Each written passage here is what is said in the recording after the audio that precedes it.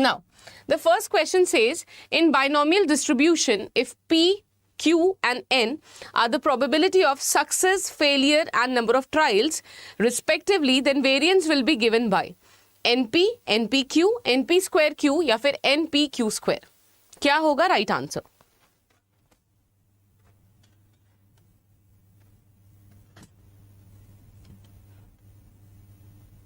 क्या होगा right answer?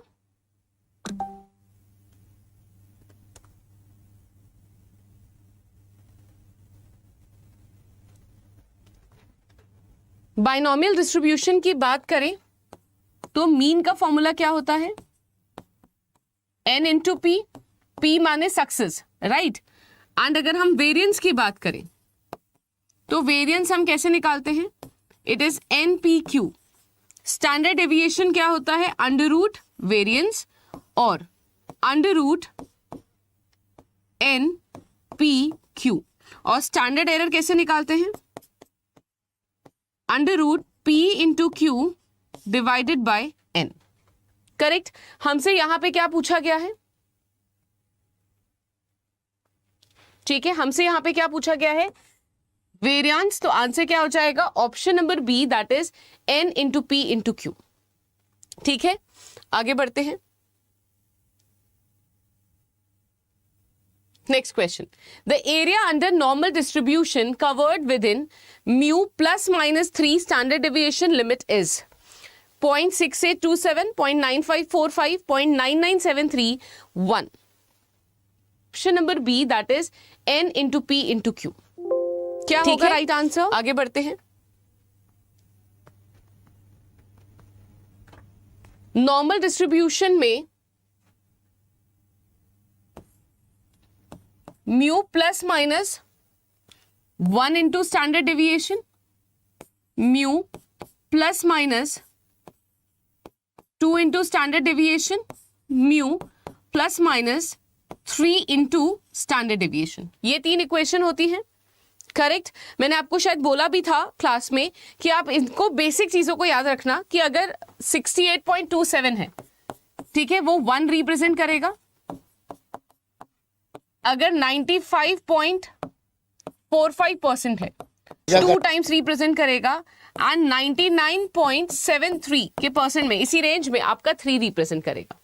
ठीक है, तो आपसे यहां पे क्या बोला गया है? 3 standard deviation, 3 times of standard deviation, यानी कौन सा एरिया हो जाएगा? 99.73.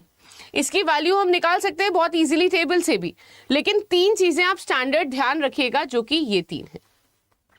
1 is 68, 2 is 95, अप्रोक्सीमेशन में आपको मैं बता रही हूं, and 3 times of standard deviation would be 99.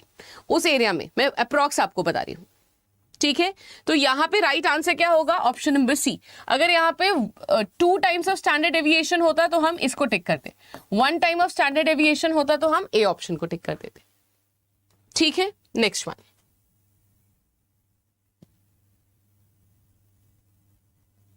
Next question says find the mean of the following data. आपको ये सारा डेटा दिया हुआ है, आपको इसमें से क्या निकालना है? मीन निकालना है. रिवीजन बैच हो रहा है 8 बजे, वहां पे आपका सुप्रभा मैम का क्लास चल रहा है. That means she will be covering module B and module D.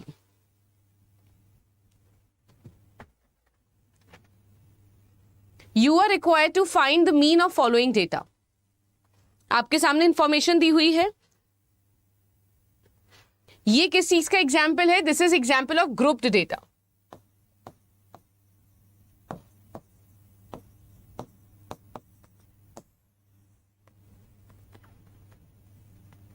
Raw data नहीं है, अनग्रुप डेटा नहीं है. This is already tabulated and classified.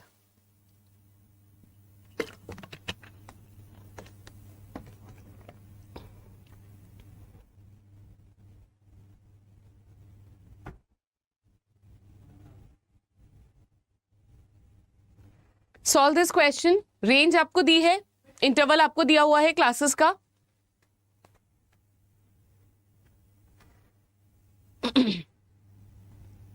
ABM का जो क्लास है पेड क्लास, वो 10 बजे से चलता है, जहां पे हम क्वेश्चन प्रैक्टिस कर रहे हैं. एंड अप्रोक्सीमेटली 70-80 क्वेश्चंस हम ऑलरेडी प्रैक्टिस कर चुके हैं.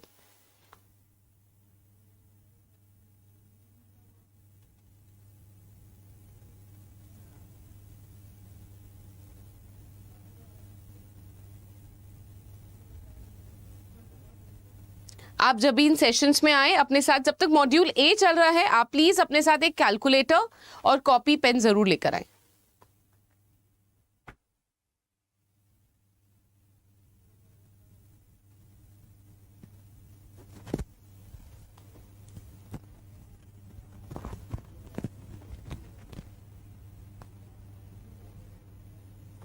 आंसर आना शुरू हो गया है.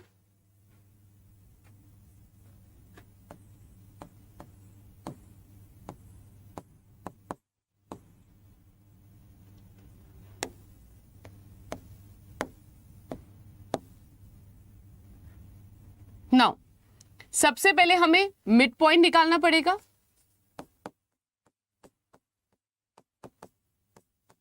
यहां पे कितना हो जाएगा, 0 + 20 divided by 2, that is 10. This will be 30. Same हम फॉलो करते चलेंगे. 50, 70, 90 एंड 110. करेक्ट. अब नेक्स्ट स्टेप क्या होगा, आपका जो मिड पॉइंट है एंड फ्रीक्वेंसी, हमें इन दोनों को मल्टीप्लाई करना पड़ेगा. ठीक है. So this will come as, this 2 will be 200. Correct. These 2 सबका मल्टीप्लाई करना पड़ेगा हम लोगों को. ठीक है. 1050. हमें समेशन सम निकालना होगा ना दोनों का. Then 50 × 52 will be 2600.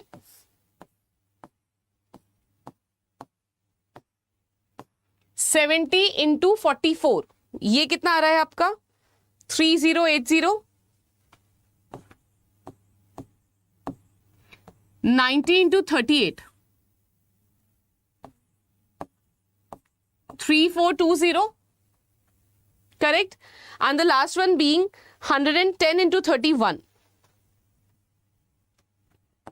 This will come as 3410. ठीक है. नेक्स्ट स्टेप क्या होगा, सम करना. ठीक है. नेक्स्ट स्टेप क्या होगा, सम करना. सम मतलब हमें 200 + 1050 + 2600 3080 3420 + 3410, और इसको हम डिवाइड किससे करेंगे, सम ऑफ फ्रीक्वेंसी से. ठीक है. किससे डिवाइड करेंगे, फ्रीक्वेंसी के सम से. फ्रीक्वेंसी का टोटल कितना हो जाएगा, दैट मीन्स 20 + 35 + 52 + 44 + 38 + 31. करेक्ट. मैं आपको स्टेप बाय स्टेप बता रही हूं जिससे आपका प्रॉपर कवरेज होता रहे. ठीक है. ये इसका टोटल कितना आ गया, 220. Correct.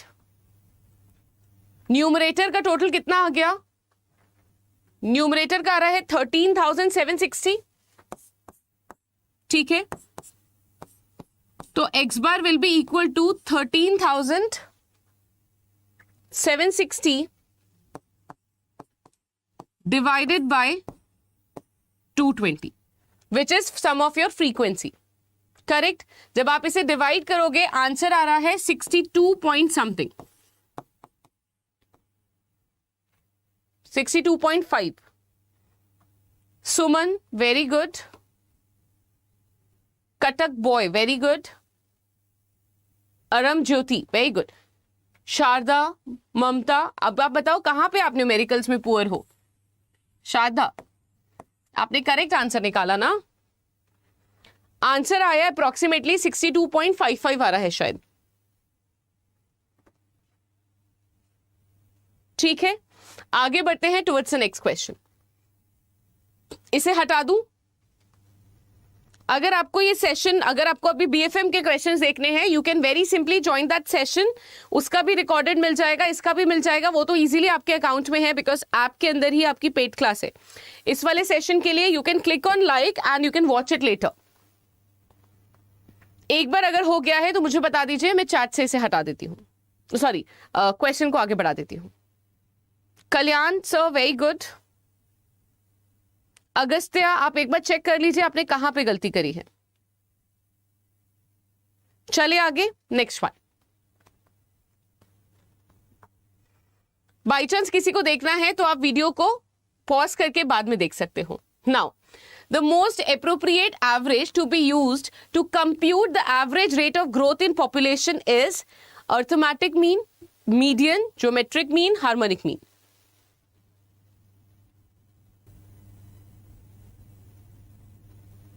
whether it is arithmetic mean, geometric mean और harmonic mean। ना आपको याद है अगर हम अर्थमेटिक मीन की बात करें, ये सिंपल एवरेज निकालता है, करेक्ट। सिंपल एवरेज के लिए आप किसको यूज कर सकते हो? अर्थमेटिक मीन को। जैसे क्लास में आपको 10 बच्चों के लिए के बारे में बोला है, आपको एक सिंगल नंबर देना है, you can say it is arithmetic mean, that would be helpful, वहां पे यूज हो जाएगा। You talk about median. Median क्या करता है? देखो, median and mode will never be a right और अप्रोप्रिएट मेजर, क्योंकि ये पोजिशनल एवरेज की बात करते हैं। चाहे आप मीडियन की बात करें, चाहे आप मोड की बात करें, ये पोजिशनल एवरेज है। ये पोजिशन के बेसिस पे एवरेज निकालते हैं। ग्रोथ रेट वगैरह डिटरमाइन करने में ये इतने यूजफुल नहीं होते, तो ये तो डायरेक्टली आउट ऑफ लाइन ही है, ठीक है। देन हम बात करते हैं ज्योमेट्रिक मीन की। ज्योमेट्रिक मीन क्या होता है? ये एवरेज इंक्रीज जो होता है उसको हमेशा कांस्टेंट एज्यूम करके चलता है। जो एवरेज इंक्रीज हो रहा है ये इसको कांस्टेंट एज्यूम करता है। अगर ये एवरेज इंक्रीज को कांस्टेंट एज्यूम करके चल रहा है, इसका मतलब फ्यूचर में जो पॉपुलेशन ग्रो हो रही है, क्या हम इसे निकाल सकते हैं? और हार्मोनिक मीन क्या होता है? It is the reciprocal of arithmetic mean. तो जब अर्थमेटिक मीन यूजफुल नहीं है तो हार्मोनिक भी नहीं होगा। इसका मतलब the best method or the most appropriate average method that we can use is geometric mean। Reason मैंने आपको बताया, क्योंकि ये एवरेज परसेंटेज इंक्रीज को कांस्टेंट मान के चलता है, ठीक है, जिसके थ्रू हम इसका फ्यूचर पॉपुलेशन किस बेसिस पे निकालेंगे या क्या फ्यूचर पॉपुलेशन होगी वो इजीली डिटरमाइन किया जा सकता है, ठीक है। तो ये आपकी पोजिशनल एवरेज है, इसलिए मीडियन एंड मोड तो कभी नहीं हो सकता, ठीक है। चले आगे, next question. Now, harmonic mean is calculated by dividing the number of observations by the reciprocal of each number in the series. Thus, harmonic mean is the reciprocal of the arithmetic mean of the reciprocal of the geometric mean, the reciprocal of the mode, the reciprocal of the median.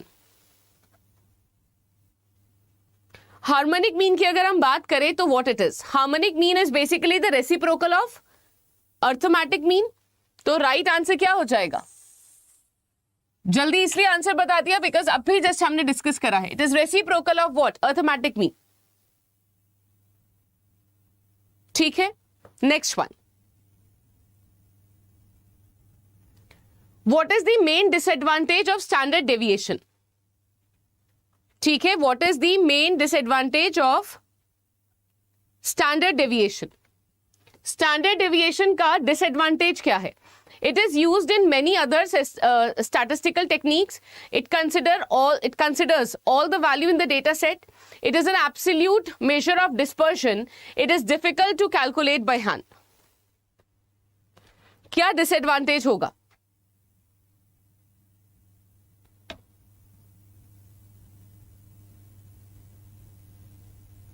Now standard deviation हमें data का dispersion निकालने में काफी helpful रहता है and it is used in many statistical technique. कई जगहों पे आप इसे देखोगे। हमें या फिर आप लोगों को जो अभी सिलेबस में है that is basic version of statistics. अगर आप एडवांस लेवल पे जाओ तो आप देखोगे कि स्टैंडर्ड डेविएशन का काफी ज्यादा यूटिलाइजेशन है। तो undoubtedly it is used in many statistical techniques for observation, correct. ये एक जो डेटा सेट हमें दिया जाता है, चाहे वो ग्रुप्ड हो चाहे वो अनग्रुप्ड हो, करेक्ट, सारी वैल्यूज को कंसिडर करता है, दैट इज ऑल्सो करेक्ट। तभी तो इसको हम लोग क्या बोलते हैं? एब्सोल्यूट मेजर ऑफ डिस्पर्शन है, रिलेटिव नहीं है, एब्सोल्यूट है। एब्सोल्यूट मेजर ऑफ डिस्पर्शन क्या बोलता है? नहीं, रिलेटिव थोड़ी है, एब्सोल्यूट है। आप पूरे डेटा सेट पे काम कर रहे हो, राइट अगर आप अपनी ऑब्जर्वेशन बनाने के लिए पूरे डेटा सेट में दिए हुए हर एक डेटा को कंसिडर कर रहे हो तो इट इज एब्सोल्यूट. अगर आप ऑलरेडी डिराइव रिजल्ट्स को यूज करके डिस्पर्शन निकाल रहे हो then it is relative. Correct. Then it is difficult to calculate by hand. ये इसका डिसएडवांटेज है. यस द डिसएडवांटेज इज कि डिसएडवांटेज इसका क्या है कि इसको हाथ से कैलकुलेट करना बहुत मुश्किल हो जाता है. मीन को ही कैलकुलेट करना टफ हो जाता है. अगर हम मीन की बात करें तो मीन को भी कैलकुलेटर के थ्रू तो आप इजीली कर पा रहे हो.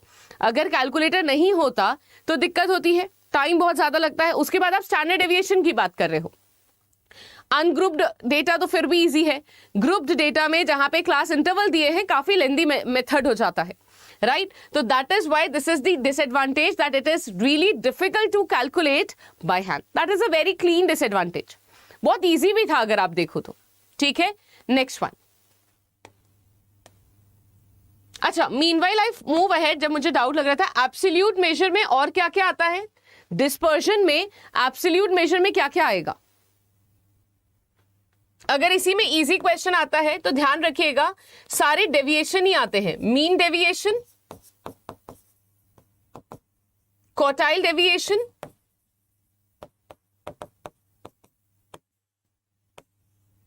Then standard deviation and last range. ये चार आपके किस में आते हैं, absolute measure of dispersion. Dispersion को आप दो तरीकों से मेजर कर सकते हो, एब्सोल्यूट एंड रिलेटिव. एब्सोल्यूट वो होता है जहां पे पूरे डेटा सेट को यूज करके कैलकुलेशन की जाती है. रिलेटिव जो दो चीजों में रिलेशन निकाले, जैसे coefficient of variation, standard deviation and mean. तो ऑलरेडी यूज डेटा का वो ऑब्जर्वेशन दे रहा होता है बस. ठीक है. Next one. Which one of the following is a false description? आपको बताना है इनमें से कौन सा गलत डिस्क्रिप्शन है. Number 1, if a frequency distribution graph has a symmetric frequency curve, then mean, median and mode will be equal. Coefficient of variation is an absolute measure of dispersion. Measure of skewness indicates the direction and extent of the skewness in the distribution of numerical value in the data set. Kutoris refers to the degree of flatness or peakness in the region around the mode of a frequency curve. आपको बताना है इनमें से कौन सा false description है यानी गलत है. नाउ अगर हम बात करें सबसे पहले, अगर फ्रीक्वेंसी डिस्ट्रीब्यूशन सिमेट्रिक है उस केस में हमारा mean, median and mode will always be equal. Correct. अगर हमारा सिमेट्रिक डिस्ट्रीब्यूशन है राइट तो उसमें आपका चाहे मीन हो, चाहे मीडियन हो, चाहे मोड हो, they will always be equal. तो this is not false, this is correct description. ठीक है. सेकंड पॉइंट को अभी छोड़ देते हैं, थर्ड पे आते हैं. स्क्यूनेस की अगर हम बात करें, स्क्यूनेस क्या मेजर करता है कि डेटा किस तरफ प्लॉटेड ज्यादा है, पॉजिटिव साइड या फिर नेगेटिव साइड. तो ये दिखाता है कि डेटा का जो डिस्ट्रीब्यूशन है वो किस तरफ है ना. जो हमारे पास डेटा सेट है वो किस तरफ से या किस साइड पर लोकेटेड है. क्या इक्वली डिस्ट्रीब्यूटेड है, नेगेटिव एंड पॉजिटिव साइड, या फिर एक तरफ स्क्यूड है, एक तरफ फैला हुआ है, एक ही तरफ ज्यादा है, राइट है, लेफ्ट है. ठीक है. अगर हम स्क्यूनेस की मेजर करते हैं और सिमेट्रिक डिस्ट्रीब्यूशन की बात करते हैं तो स्क्यूनेस को हम रिप्रेजेंट किस साइन से करते हैं, मैं यहां लिख देती हूं. It is represented by B1. ठीक है. और ये अगर 0 हो, करेक्ट, तो ये क्या दिखाता है, सिमेट्रिकल. राइट.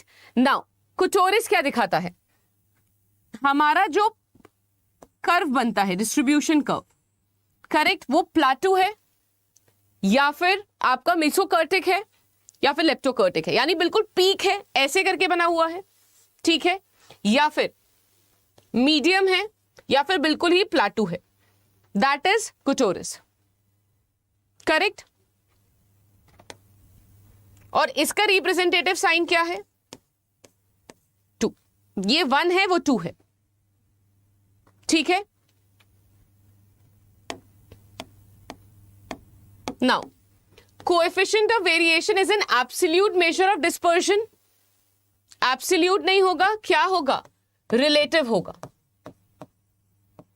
कोई इसका फॉर्मूला मुझे बता सकता है, what is the formula of coefficient of variation?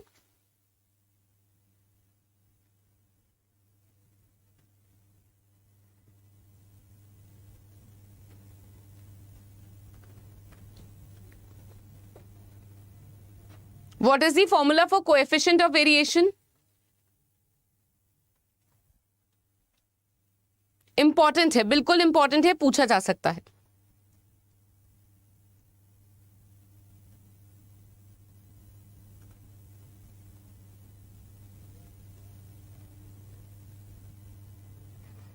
Very good.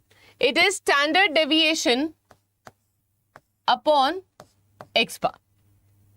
Correct? Or mu. That is average. Standard deviation divided by mean, which could be x bar, which could be mu. अगर sample है तो it will be x bar. अगर population है it will be mu. ठीक है? Then next one.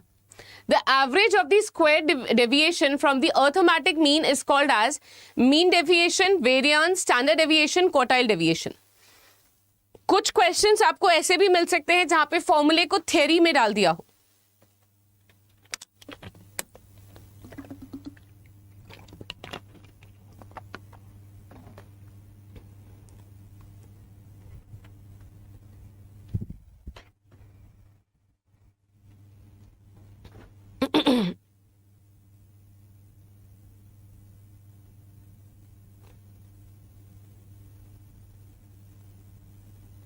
भी mean से data कितना डेविएटेड है और उसका स्क्वायर अगर आप निकाल रहे हो दैट इज वेरिएंस. अगर यहीं पे अंडर रूट पूछा होता तो क्या हो जाता? Standard deviation. ठीक है, very good. Kalyan sir, Jayaprakash, Archana, Shrirama, Sipra, very good. Next one. In a normal data distribution with a symmetric bell curve, what is the skewness? Is it positive? It is 1, it is 0, it is negative.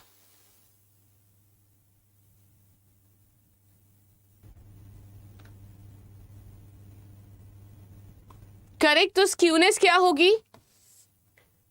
0. Symmetric bell curve के लिए हमारी skewness क्या रहती है? This will be equal to 0. अगर skewness 0 है तो हमने उसे क्या नाम दिया है? 1 नहीं, 0.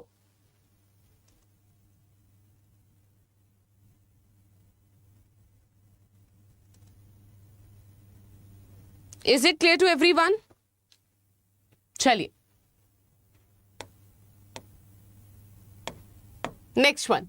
From a group of 7 boys and 6 girls, 3 boys and 4 girls is to be selected. In how many ways this can be done?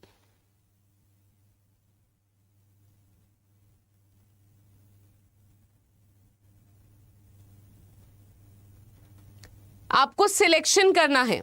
That means जब भी आप कुछ सिलेक्शन करते हो तो परमुटेशन एंड कॉम्बिनेशन आ जाता है. करेक्ट?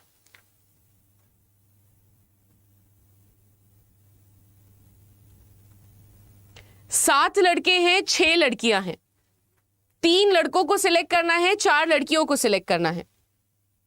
ठीक है, तो 7 लड़के हैं जिसमें से आपको 3 लड़कों को सिलेक्ट करना है. 6 लड़कियां हैं जिसमें से आपको 4 लड़कियों को सिलेक्ट करना है. ये बन जाएगा 7C3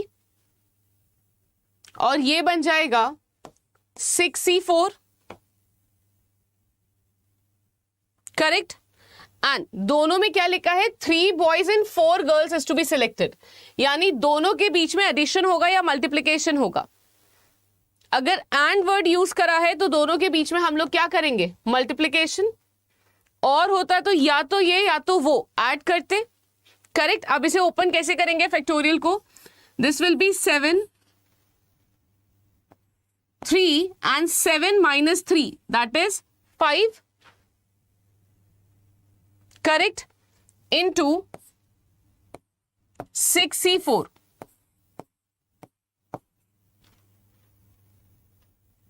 सॉरी 4, हाँ। Now when we solve it, आपको पता है ना मल्टीप्लाई कैसे मतलब सॉल्व कैसे करना है, इसको खोलना पड़ेगा ब्रैकेट्स को, मतलब फैक्टर को। तो ये हो जाएगा 7 × 6 × 5, यहाँ पे रुक जाइए 4, यहाँ पे 3 × 2 × 1 हो जाएगा, एंड दिस इज 4। मैं आपको पूरा डिटेल में बता रही हूँ सो that you don't get confuse, एक साइड सॉल्व कर रही हूँ। ये हो जाएगा। सिमिलरली आपको ये ब्रैकेट भी खोलना पड़ेगा, 6 × 5 × 4, 4 एंड दिस इज 2 × 1। आप इन सबको मल्टीप्लाई करोगे तो कितना आ जाए में है question that will be discussing. Question number 1 is on your screen. Which of the following statements accurately describes the process of bankruptcy under the Insolvency and Bankruptcy Code? Number 1, bankruptcy is a voluntary process initiated by creditors where the court appoints a trustee to manage the debtor's finances without selling any property. Bankruptcy involves a legal recognition of insolvency where a debtor is adjudged bankrupt by an authority and a trustee known as the resolution professional is appointed to sell the property and settle debts with creditors. In bankruptcy under the IBC, the debtor retains control over their asset and is responsible for paying off creditors according to a court-approved plan. Bankruptcy under the IBC is a process where the debtor's assets are automatically transferred to the creditor without the intervention of a court-appointed trustee. क्या होगा right answer? ये सारे points आपके सामने हैं। चलिए, now first is कौन सी statement accurately describe कर रही है the process of bankruptcy. Now ये चैप्टर ना काफी इंपॉर्टेंट है एग्जाम पॉइंट ऑफ व्यू से, यहाँ से आपको क्वेश्चन मिलेगा ही आईबीसी के केस में। तो it is a voluntary process, this is a process जो कि क्रेडिटर इनिशिएट करता है, where court will appoint a trustee to manage the debtor's finances without selling any property. Now ये जो है पहली लाइन में सेकेंड पार्ट जो है विदाउट सेलिंग एनी प्रॉपर्टी, ये गलत हो गया, तो फिर सेटलमेंट कैसे होगा? Bankruptcy involves a legal recognition of insolvency where a debtor is adjudged bankruptcy by an authority and a trustee known as the resolution professional is appointed to sell the property and settle the debt of the creditors, which is much more appropriate. तो right answer क्या हो जाएगा? Option number B. Next one. The central limit theorem states that the sampling distribution of the mean will be approximately normal if the sample size is large enough. What is the minimum sample size generally recommended for the sampling distribution of the mean to be approximately normal according to central limit theorem?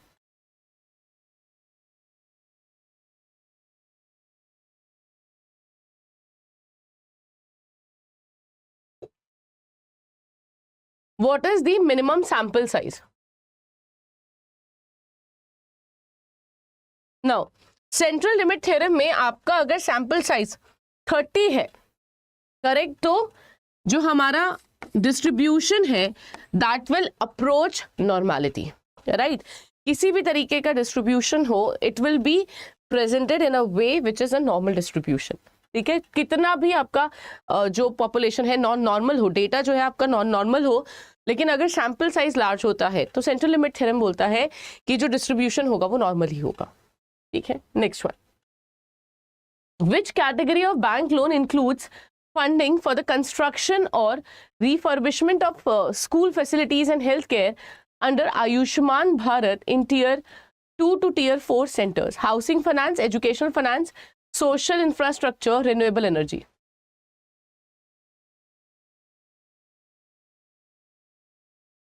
Now see, अगर हम category की बात करें कि भाई अगर कोई भी बैंक लोन दे रहा है स्कूल फैसिलिटीज के लिए, हेल्थ इंफ्रास्ट्रक्चर के लिए, तो ये सामाजिक कार्य के अंदर आ जाता है। सामाजिक को इंग्लिश में हम लोग क्या बोलते हैं? Social, right. और कौन सा एरिया है इसका? That would B social infrastructure sector. ठीक है, तो ये प्रायोरिटी सेक्टर लेंडिंग का क्वेश्चन है, जहां पर हमारे बैंक के जो लोन्स है उनको बैंक बोला गया है कि भाई आप प्राथमिकता आपको देनी पड़ेगी कुछ एरियाज में लोन देने से पहले। और ये जो एरियाज है, this is housing, this is education, this is social infrastructure, renewable energy, agriculture is part of it, MSME are part of it, right. Other sectors जो है वो भी इसके पार्ट है, जैसे वीकर सेक्शन हो गया, आर्टिशंस हो गया, क्राफ्ट्समैन हो गए, वो सब इसके पार्ट है। तो जो इंफ्रास्ट्रक्चर के लिए लोन दिया जाता है, जैसे स्कूल के लिए, कॉलेजेस के लिए, हेल्थ केयर के लिए, from tier 2 to tier 6 centres and not 1 centre, वहां पे तो फिर प्रॉफिट अर्निंग ऑब्जेक्टिव हो गया ना मेजर, राइट। तो इसीलिए आंसर क्या होगा, option number C. Then bank enter compromise with borrowers in case a borrower has abandoned money with him, then the security value. Selling of security value involves legal process. The present value of compromise offer is more than the present value of realizable value of available securities, all of the above.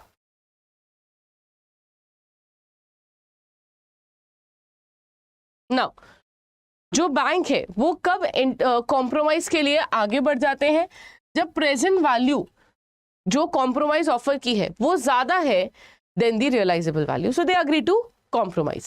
ठीक है, next one. Which type of company is required to include the cash flow statement in its financial statement under the Companies Act 2013? कौन सी type of company है जिनको अपने financial statements के अंतर्गत cash flow statement बनाना अनिवार्य है, कंपल्सरी है? Public company, 1% company, small company, startup companies. Now कौन सी टाइप ऑफ कंपनी है, देखो 1% कंपनी हो गई, स्मॉल कंपनी, स्टार्टअप कंपनी, इनको एग्जाम्प्ट है, they are exempted with respect to preparation of cash flow statement. इनको कैश फ्लो स्टेटमेंट बनाने से एग्जाम्प्ट किया हुआ है, ठीक है। किसको कंपलसरी है, पब्लिक कंपनीज को, लिस्टेड कंपनीज को, इनको कंपलसरी है। लेकिन 1% company, small company, startup companies, they are exempted, या फिर डोरमेंट कंपनी, वो भी एग्जम्प्टेड है। Next one, during credit appraisal for a industrial project which of the following would not typically be the part of techno economic feasibility report? Analysis of past track record and present financial position, viability assessment based on market reports of the borrower, evaluation of securities available, their value and realizability, estimation of the reasonable high probability of the activity being successful. क्या होगा right answer?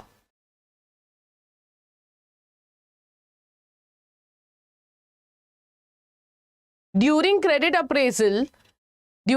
appraisal for an industrial project, है ना, कौन सा है जो कि techno economic feasibility report के लिए typically is a not part of it? Analysis of past track record and present financial position, viability assessment based on market reports, evaluation of securities available, उनकी वैल्यू क्या है, उनकी reliability क्या है, estimation of reasonably high probability of the activity being successful. Now when I talk about appraisal, क्या होता है credit appraisal? पहले तो हमें अप्रेजल का मतलब समझना पड़ेगा। What is credit appraisal? जी, क्रेडिट अप्रेजल का मतलब क्या होता है, जहां पे ऑर्गेनाइजेशन इवैल्यूएट करती है कि भाई किसी को लोन देना है या फिर नहीं देना, और उसके लिए वो क्या करती है, उसके लिए उनके जो अपने इकोनॉमिक वायबिलिटी है वो चेक करती है कि इकोनॉमिकली चल सकता है नहीं सकता, मार्केट कैसी है, मार्केट में इन्वॉल्वमेंट कैसा है, ये सारी चीजें चेक करनी पड़ती है, right. There are multiple steps that are involve with respect to the feasibility of a project, ठीक है। ये नॉर्मल टर्म्स एंड कंडीशन है कि भाई बहुत सारे रिकमेंडेशंस होंगी, प्रैक्टिसेस होंगी जो हमें चेक करनी होंगी, इंश्योर करना होगा। उसमें से हमें एक दिया हुआ है कि भाई अगर टेक्नो इकोनॉमिक फीजिबिलिटी हो रही है, टेक्नो इकोनॉमिक फीजिबिलिटी रिपोर्ट की अगर हम बात करें तो वो किससे रिलेटेड होगी?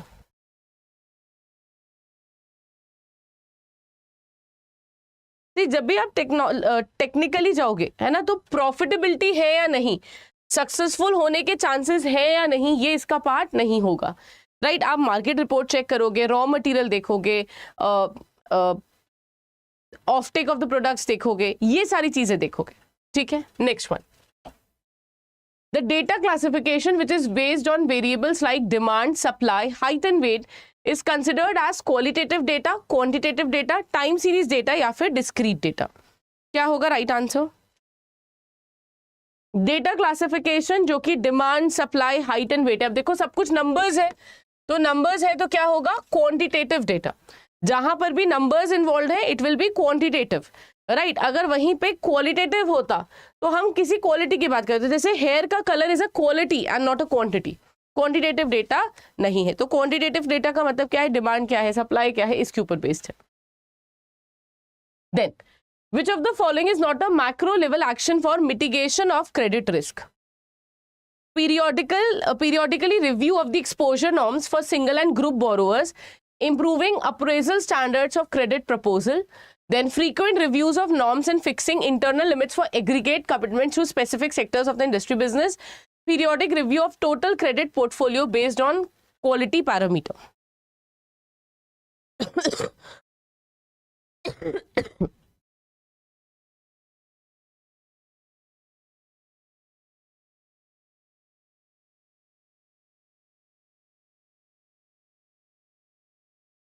क्या होगा right answer? Now macro level action for mitigation of risk, mitigation of credit risk यानी रिस्क को अवॉइड करना, राइट हमारी जो क्रेडिट रिस्क है उसको अवॉइड करना। इसमें से कौन सा एक मैक्रो लेवल एक्शन नहीं है? पीरियोडिकली रिव्यू करोगे आप एक्सपोजर नॉर्म्स को, चाहे वो सिंगल बोरोवर हो या ग्रुप बोरोवर। तो रिजर्व बैंक ऑफ इंडिया यहाँ पे एक मास्टर सर्कुलर लेकर आया था जहाँ पे उन्होंने एक्सपोजर लिमिट्स को तय कर दिया है कि कोई भी बैंक इस पर्टिकुलर एरिया में इतने परसेंट से अपनी जो कैपिटल है उसका इतने परसेंट से ज्यादा एक्सपोजर नहीं कर सकता। तो वो फिक्स करे हुए norms, which is correct. Improving appraisal standard, ये एक मैक्रो लेवल फैक्टर नहीं है। आपका जो अप्रेजल करने का प्रोसेस है, क्रेडिट का जो प्रोसेस है, आप उसे इम्प्रोवाइज करोगे, that is not a macro level, rather it is a micro level factor. तो राइट आंसर क्या होगा? Option number B. Next one, given a population of 20 textile company with a standard deviation of annual labor turnover of 75 employee, what is the standard error of the mean if companies are sampled without replacement?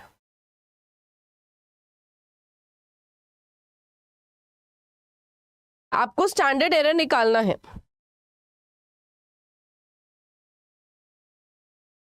Population is given a population of 20 textile, इसका मतलब यहां पे जो population है वो finite है, finite infinite होता है ना, तो ये फाइनाइट पॉपुलेशन है। और अगर ये फाइनाइट पॉपुलेशन है तो यहां पे स्टैंडर्ड एरर को निकालने का जो फॉर्मूला है वो क्या हो जाएगा? Standard deviation under root n, और यहां पे हमें मल्टीप्लायर चाहिए होगा,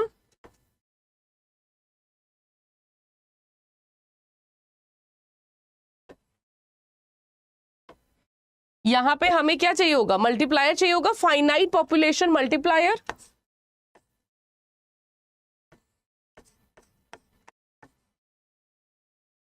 correct. Now standard error is equal to standard deviation upon n। तो n कितना है? Standard error if the mean is of 5 companies are sampled, ठीक है। तो ये हमारा हो गया 75 under root 5, 75 minus 5 upon 75 minus 1, correct. Oh sorry 20, population size कितना है हमारा? 20 माइनस 5, 20 माइनस 1।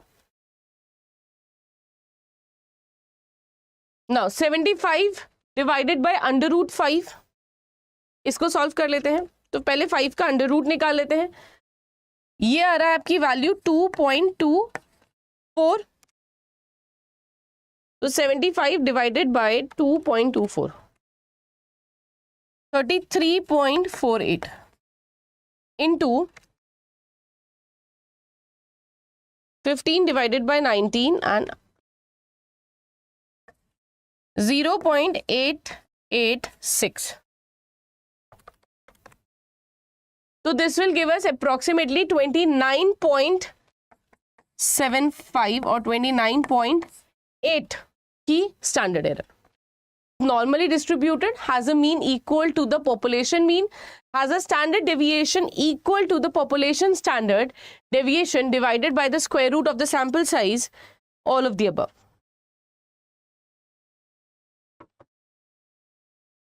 क्या होगा आंसर? अगर नॉर्मली डिस्ट्रीब्यूटेड है तो सैम्पलिंग डिस्ट्रीब्यूशन क्या होगा? मीन का नॉर्मली डिस्ट्रीब्यूटेड होगा, विच इज करेक्ट। इसका मीन पॉपुलेशन मीन के इक्वल होगा, राइट। स्टैंडर्ड एरर का फॉर्मूला भी करेक्ट दिया हुआ है, तो राइट आंसर क्या हो जाएगा? All of the above are correct. ठीक है। नाउ अगर हम देखें what is mode, mode is basically a measure of central tendency. Mode क्या है? मोड होता क्या है? It is a measure of central tendency.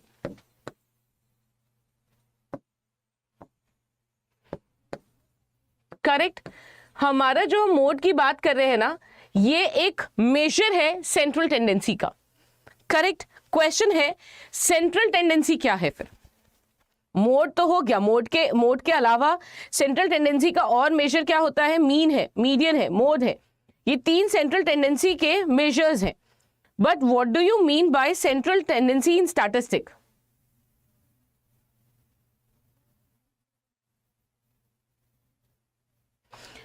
Central tendency क्या होता है? जो पूरा आपको डेटा दिया हुआ है। आपको याद है कल मैंने आपको बताया था स्टैटिस्टिक्स क्या करता है? Statistics is basically a subject जो कि हमारे डेटा में से मीनिंगफुल इंफॉर्मेशन को क्लासिफाई कर इंपॉर्टेंट कंक्लूजन्स ड्रॉ करने की मदद करता है। और ये जो कंक्लूजन्स हम ड्रॉ करते हैं, हम अपने रिस्पेक्टिव मेथड्स या फॉर्मूलाज को यूज करके करते हैं जो हमारे लिए इंपॉर्टेंट है। फॉर एग्जांपल, अगर मुझे एवरेज हाइट निकालनी है तो मैं एवरेज यूज कर सकती हूँ, मीन यूज कर सकती हूँ, मोड कर सकती हूँ। मुझे अगर डेटा में देखना है कितना गैप है मीन से, मैं सेंट्रल स्टैंडर्ड डेविएशन यूज कर सकती हूँ। राइट। सो यहाँ पर अगर हम बात करते हैं सेंट्रल टेंडेंसी की, तो सेंट्रल टेंडेंसी हमारे जो पूरा डेटा है उसका एक होल सेट रिप्रेजेंट करता है। जैसे अगर हमारे पास 10 बच्चे हैं और उनकी हाइट अलग अलग है, तो सेंट्रल टेंडेंसी के माध्यम से हम हमारी पूरी पॉपुलेशन का या पूरा सैंपल जो था उसका एक डेटा सेट बताकर ये समझ सकते हैं कि अच्छा, अगर एवरेज वेट हमारी क्लास के बच्चों का 65 kg आ रहा है, तो आज एवरेज वेट अगर 65 है तो हमारी क्लास के जो कैंडिडेट्स हैं या बच्चे हैं उनका वेट इसी रेंज में है। समझ रहे हैं? सो सेंट्रल टेंडेंसी बेसिकली क्या है? सेंट्रल टेंडेंसी हमारा एक समरी देता है, हमारी पूरा जो डेटा सेट है उसको रिप्रेजेंट करता है by telling a central value. और ये central value you can calculate through mean, through median, through mode. ठीक है, इन तीनों के माध्यम से आप मीन सेंट्रल टेंडेंसी को कैलकुलेट कर सकते हैं। नाउ यहां पे आपसे क्या पूछा है? मोड। मोड क्या होता है? जो कि हाईएस्ट रिपीट हो रहा हो। तो यहां पे वैसे आप आइडियली ऐसे भी देख सकते हो, बट इसका स्टैंडर्ड मेजर क्या होता है? पहले आप डेटा को अरेंज करेंगे, ठीक है, lowest to highest. Correct. Arrange करने के बाद जो वैल्यू सबसे ज्यादा रिपीट हो रही है that will be your mode. Correct. अगर आप यहां पे देखो 5, 6, 3 वगैरह आपको दिया हुआ है, ठीक है, तो यहां पे 6 रिपीट हो रहा है, 6 रिपीट हो रहा है, 6 रिपीट हो रहा है 3 बार, 5 रिपीट हो रहा है 2 बार, 3 रिपीट हो रहा है 0 मतलब एक ही बार, देन 11 नहीं है, 10 2 बार है। तो हाईएस्ट रिपीट वैल्यू जो है that will be your mode. ठीक है, तो एज पर दिस आंसर क्या हो जाएगा? आंसर हो जाएगा इस क्वेश्चन का 6। और रिपीटेशन कितना है? रिपीट हो रहा है 3 टाइम्स, ऐसे बहुत ज्यादा भी नहीं हो रहा है, 3 बार ही रिपीट हो रहा है। ठीक है, तो हमारा आंसर यहां पे क्या हो जाएगा? This will B 6। Next one, compute the mean for this data set. आपको क्या करना है? मीन कंप्यूट करना है इस डेटा सेट के लिए।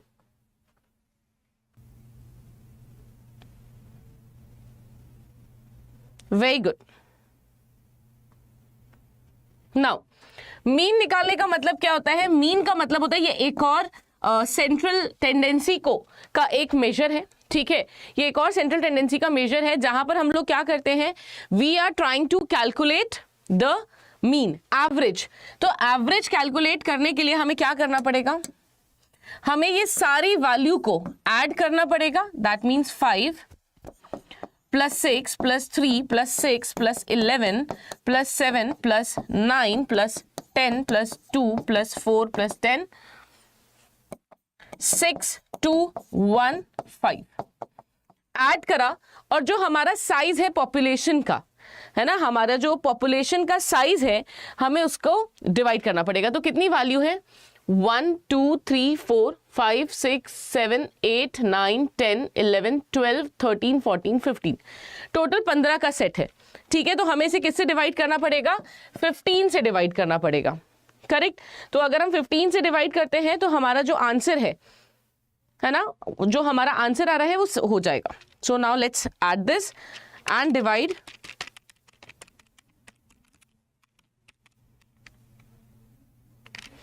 तो अगर मैं 15 से डिवाइड करूं तो इसका आंसर आ रहा है 5.8। अच्छा, एवरेज आ गया 5.8, ठीक है, और हमारा जो मोड था वो आया 6। अगर मैं आपसे पूछूं कि इन दोनों में से बेस्ट मेजर कौन होगा, अगर आपको यहाँ पे मीन डिसाइड करना है या मोड में से आप क्या चूज करोगे, बिकॉज दोनों सेंट्रल टेंडेंसी के मेजर हैं, which is the best one, whether we will consider mean या फिर वी विल कंसिडर मोड। तो let me explain you this part. See, mode की जो फ्रीक्वेंसी थी ना वो सिर्फ 3 ही बार थी। अगर ये फ्रीक्वेंसी 5 बार 6 बार, उसका मतलब क्या है कि ये जो कार है ना, इसके जो एज है ईयर्स में, वो रिपीट ज्यादा हो रही है। तो जितना ज्यादा रिपीट हो रहा है क्लोजली, वो हमारी एक सेंट्रल वैल्यू हो गई कि ज्यादातर 6 साल चलती है। लेकिन ऐसा सिर्फ 3 ही बार हुआ है।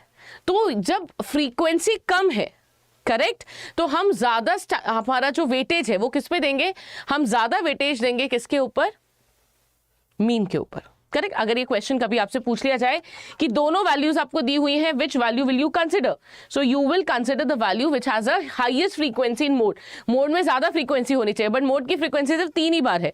तो हम हमारा डेटा जो रिलाई करेंगे ना यहाँ पर, we will rely on mean and will say कि जो एवरेज लाइफ ऑफ कार है, right, that would be 5.8 years. I hope this is clear to everyone.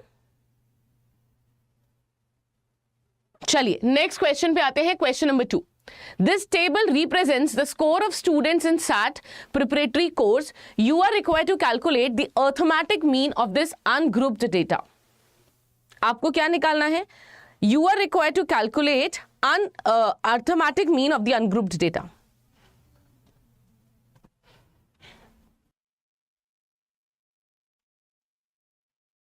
Now, यहां पे सिर्फ हेवी वर्ड्स ऐड किए हुए हैं, जैसे अर्थमेटिक मीन, अनग्रुप्ड डेटा, ये वर्ड्स को ऐड कर दिया है मैंने जस्ट टू लैंग्वेज को थोड़ा सा टफ करने के लिए। क्वेश्चन वही है, करेक्ट, आपका जो क्वेश्चन है ना ये वही है, आपका सब कुछ सेम है। अर्थमेटिक मीन्स मीन, ठीक है। अनग्रुप्ड डेटा मीन्स जहां पे फ्रीक्वेंसी नहीं बनी होती, रेंज नहीं दी होती, करेक्ट। तो आपको अनग्रुप्ड डेटा का अर्थमेटिक मीन निकालना है। आप कैसे निकालोगे? You will add all of these, ठीक है, ये आप पूरा ऐड करोगे, ऐड करने के बाद 7 से डिवाइड कर दोगे, आपका मीन आ जाएगा, ठीक है। आपको सिर्फ क्या करना है, इन सबको ऐड करना है। अर्थमेटिक मीन्स मतलब नॉर्मल मीन है, ठीक है। तो मैंने इसको ऐड करा, ऐड करने पे जो वैल्यू आएगी उसको मैं किससे डिवाइड कर दूंगी, 7 से। 7 क्या है, साइज है, ठीक है, हमारा जो डेटा सेट है उसका साइज है। सो ये आ रहा है आपका 39 टोटल, ठीक है, डिवाइडेड बाय 7, आंसर आ रहा है 5.57। तो एवरेज स्कोर जो है स्टूडेंट्स का वो कितना है, 5.57, करेक्ट। एवरेज स्कोर कितना आ रहा है, 5.57, ठीक है। चलिए आगे बढ़ते हैं नेक्स्ट क्वेश्चन पे। Davis Furniture Company has a revolving credit agreement with the First National Bank. The loan showed the following ending monthly balances last year. The company is eligible for a reduced rate of interest if its average monthly balance is over rupees 65,000. Does it qualify?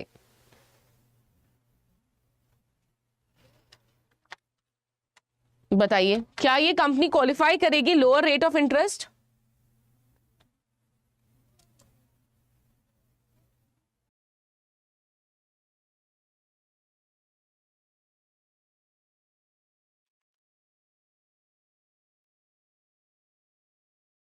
Solve this question.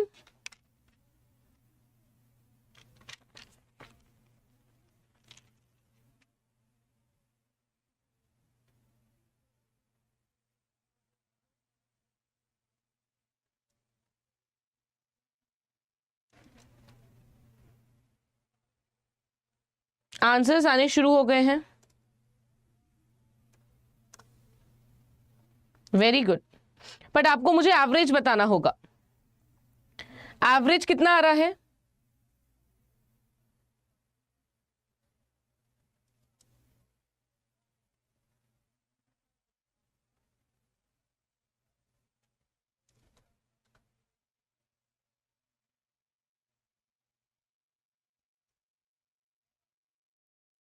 Excellent, answers तो आने शुरू हुए हैं। Check कर लेते हैं सही है या नहीं है। ना आपको यहाँ पे एवरेज मंथली बैलेंस दिया हुआ है, ठीक है, बोला है कि eligible for a reduce rate of interest if it's average monthly balance is over 65,000, ठीक है, और हमारा मंथली बैलेंस यहां दिया हुआ है, करेक्ट। तो हम ऐड करना शुरू कर देते हैं।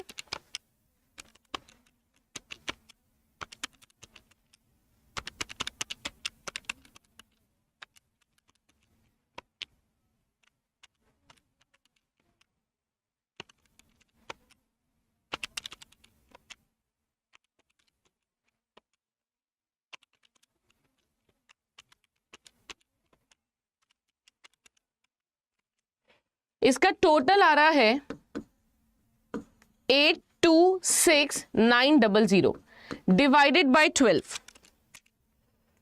एवरेज मंथली बैलेंस कितना आ रहा है? 68,908, ठीक है। तो एवरेज मंथली बैलेंस 65,000 से ज्यादा है, करेक्ट। तो एवरेज मंथली बैलेंस जो आ रहा है वो 65,000 से ज्यादा है, जिसकी वजह से ये जो कंपनी है it will qualify for reduce rate of interest, correct. 0.33. So this company will qualify for reduced rate of interest. I hope this is clear.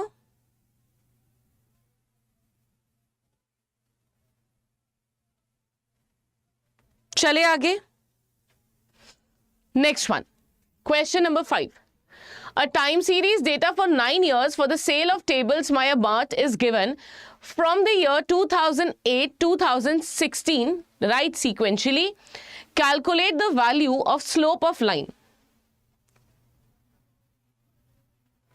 You are required to calculate the value for slope of line.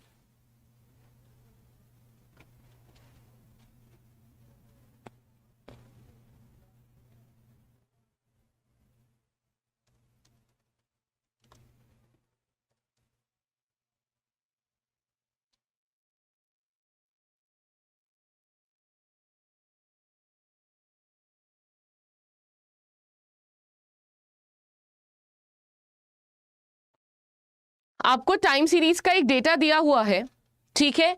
आपको क्या निकालना है? Slope of line.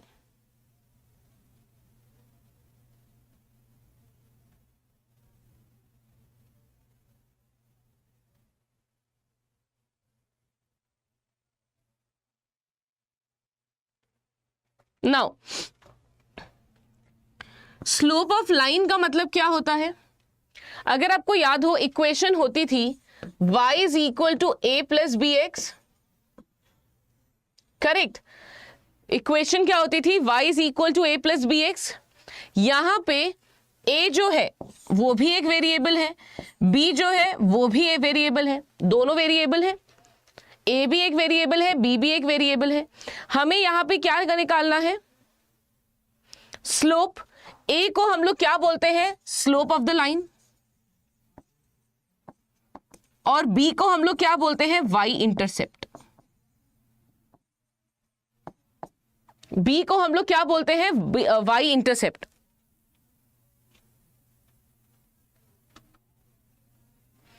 Now let's calculate. इसका मतलब यहां पे हमसे क्या बोल रहे हैं निकालने के लिए? a की value.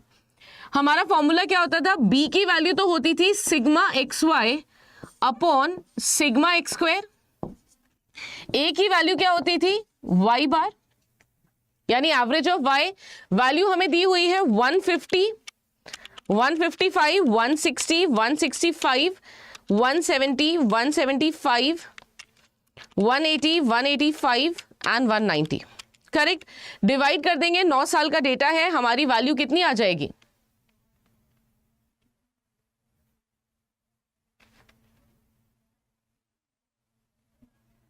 What will be the value?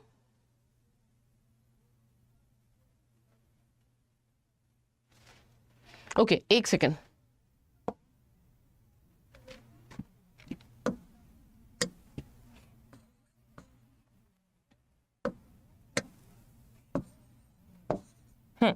तो हमारी वैल्यू कितनी आ जाएगी? 5 आ रही है।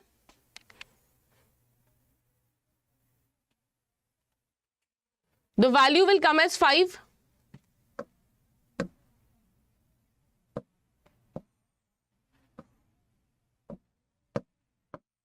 तो सबसे पहले आपको ईयर देखना होगा 2008, 9 साल है ना, तो जब 9 साल है तो यहां पे डेटा हमारा कैसा दिया हुआ है,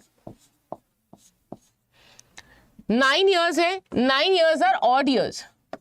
ऑड ईयर्स के केस में आप लोग क्या करोगे, एवरेज ले लो, सेंट्रल वैल्यू जो होगी वो एवरेज वाला वैल्यू हो जाएगा, मीन हो जाएगा।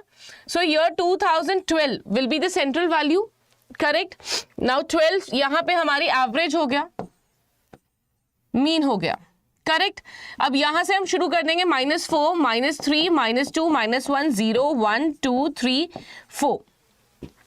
y की वैल्यू हमें दी हुई है, करेक्ट, y की वैल्यू हमें दी हुई है।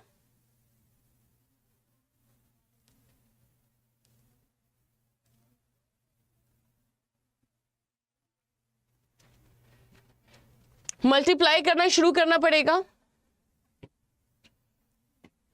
सो 150 into 4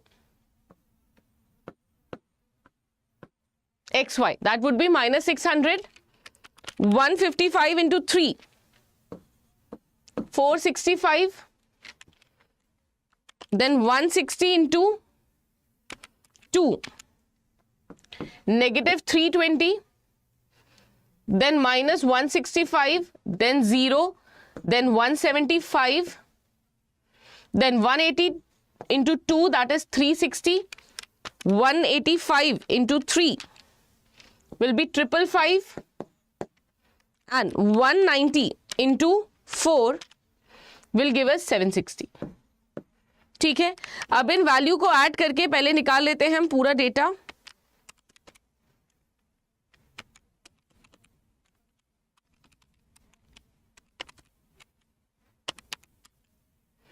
this is coming as 300, correct. इसका टोटल कर लेते हैं। ये तो हमारा क्या हो गया, x स्क्वायर निकालना होगा,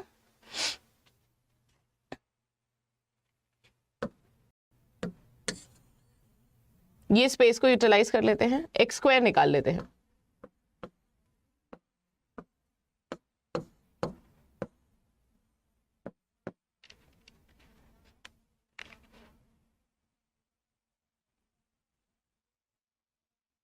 दिस इज कमिंग एज 60, ठीक है। अब a और b की वैल्यू निकाल लेते हैं।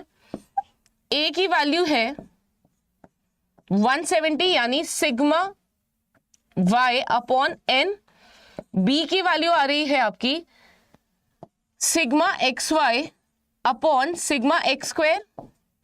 xy आपको दिया है 300, x स्क्वायर अभी निकाला 60, b की वैल्यू आ गई 5, करेक्ट। तो स्लोप ऑफ द लाइन कितना हो जाएगा, that is value of b will be 5, correct.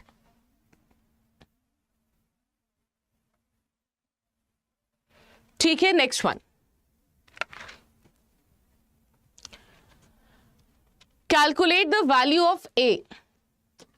आपको क्या निकालना है, वैल्यू ऑफ a निकालना है।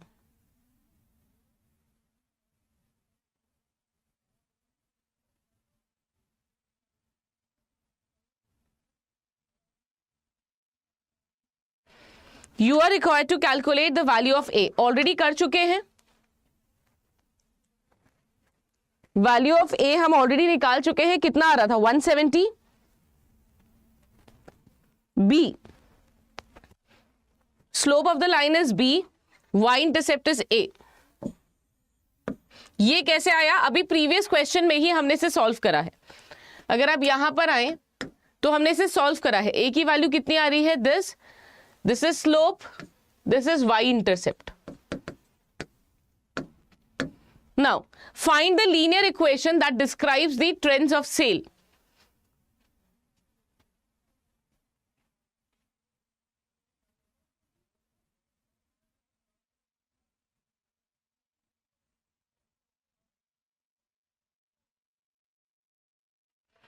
You are required to establish the linear equation. तो linear equation क्या है, y is equal to a plus bx।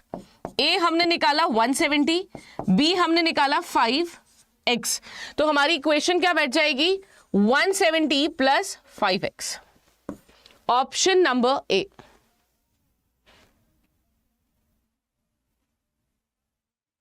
Correct.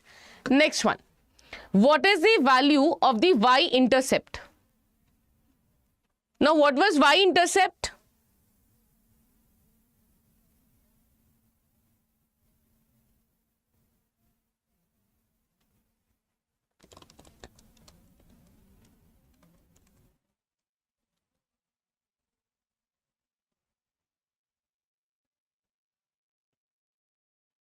तो y-intercept का मतलब क्या था?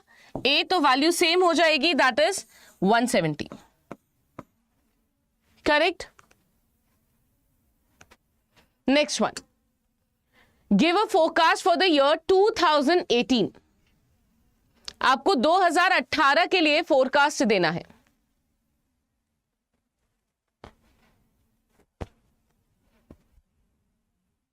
You are required to give forecast for the year 2018.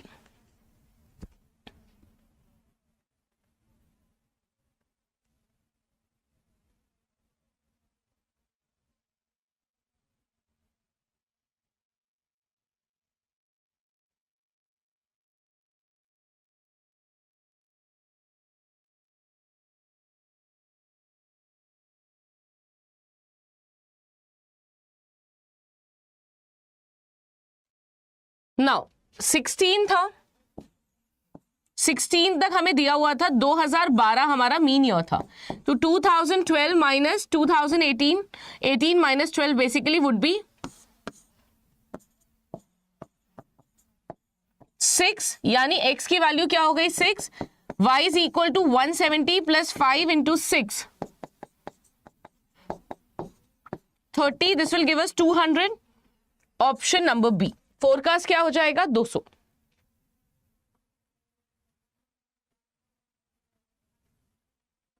Correct. यहां तक सबको क्लियर है. नेक्स्ट वन, जो आपके मॉडिफिकेशंस आए हैं ना नए एबीएम में, उसका सेशन आज रात को 10 बजे है. ठीक है. तो मॉडिफिकेशन जो आए हैं सीआईबी के नए सिलेबस में, उसका मॉडिफिकेशन क्लास 10 PM पे है यूट्यूब पर ही. Do not forget to attend it. ठीक है. Next one,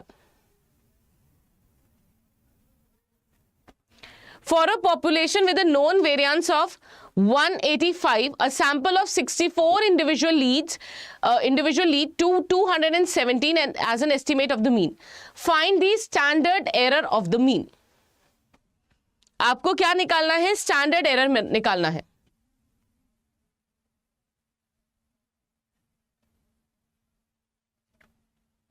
You are required to calculate standard error of the mean.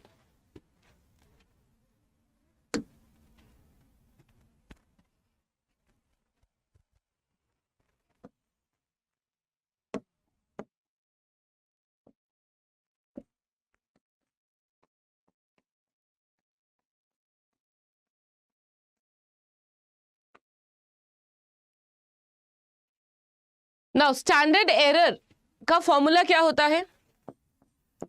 Standard deviation upon under root n. ये स्टैंडर्ड डेविएशन किसका साइन है? Population का. और ये स्मॉल n क्या है? सैंपल. करेक्ट.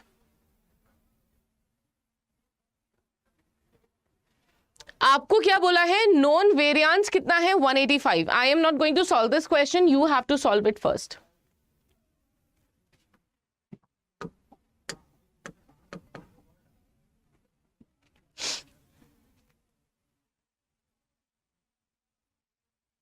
अगर आप इन सेशन का फ्री पीडीएफ चाहते हैं तो मैंने चैट में आपको टेलीग्राम ग्रुप का लिंक फॉरवर्ड करा है.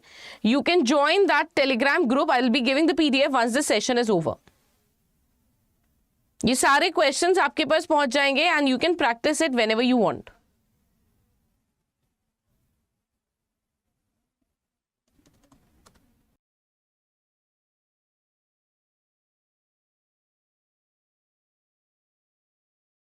Now how to solve this.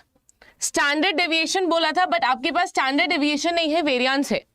Right. You don't have standard deviation. What you have variance. ठीक है. तो हमारे पास स्टैंडर्ड डेविएशन नहीं है, वेरिएंस है.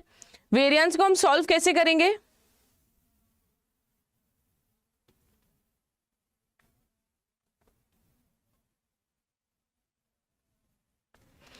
Variance is, standard deviation is under root of variance. Correct, standard deviation क्या है? अंडर रूट है वेरियंस का। वेरियंस हमें कितना दिया हुआ है? 185। ठीक है, तो 185 का अंडर रूट क्या होगा?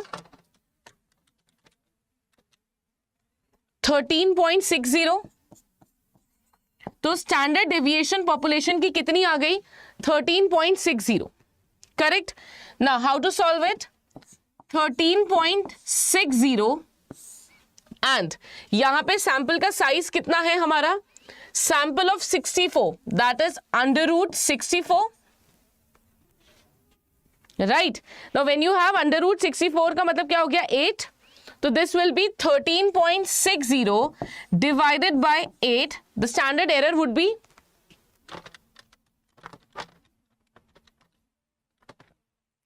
1.7। आंसर कितना हो जाएगा? Option number B.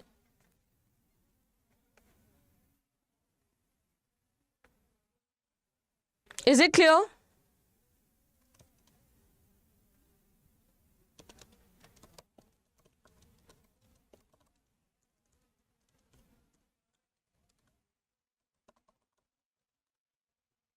Done, right. तो हमारा स्टैंडर्ड एरर जो है मीन का वो कितना हो गया? 1.70। राइट, सो यहां पर मैंने आपको सारा जो मेजर 10 क्वेश्चंस थे वो करवाए हैं। Will be further solving more questions with respect to your revise CIB syllabus. ठीक है, every Sunday at same time ये एक मेजर क्लास होगी जहां से हम 10 से 15 क्वेश्चन को प्रैक्टिस करेंगे एज पर the new pattern and updated trend. Questions जो हो सकते हैं आपके एग्जाम में आपको एज इट इज मिल जाए। सी, जितना आप प्रैक्टिस करते हैं ना उतना ज्यादा क्लैरिटी आएगी ना। सी, ये क्वेश्चंस शायद आप गड़बड़ कर सकते थे एग्जाम में, कुछ खास है नहीं, स्टैंडर्ड डिविएशन दिया होता है, यहाँ पे वेरियंस दिया हुआ है। सो ऐसे थोड़े से ट्रिकी क्वेश्चन अगर आप एक बार सॉल्व कर लेते हैं ना, it would be easier for you in exam to clear such question. Solve these questions आप बहुत जल्दी कर सकते हो बिकॉज आपको पता है कि क्या चेंज हो सकता था। राइट, इसीलिए ऐसे जितने क्वेश्चन आप प्रैक्टिस कर पाए उतना करें। आई वुड रिक्वेस्ट कि अगर आपका इंटेंट है to clear the exam in one single go, I am here to help you in your exam so that you can practice as much as questions you want. वही major important है। ठीक है, so we have done this. अब आपको क्या करना है? आपको थोड़ा सा और रिवाइज करना है अपने क्लासेस को, जिससे आपका जो कंट्रोल है, ग्रिप है, वो स्ट्रांग रहे। ठीक है, शाम को 10 बजे, रात को 10 बजे सेशन है जहां पर हम नए पैटर्न के जो चेंजेस हुए हैं नए पैटर्न में वो सॉल्व करेंगे, वो पढ़ेंगे।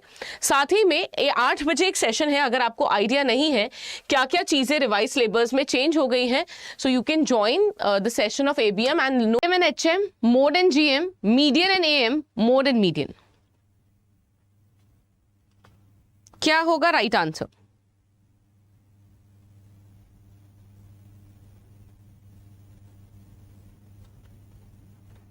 इनमें से कौन सा पोजिशनल एवरेज है और इनमें से कौन सा कैलकुलेटेड एवरेज है?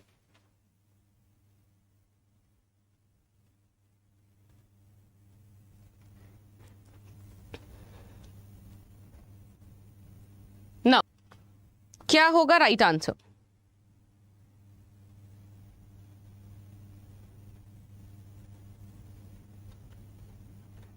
इनमें से कौन सा पोजिशनल एवरेज है और इनमें से कौन सा कैलकुलेटेड एवरेज है?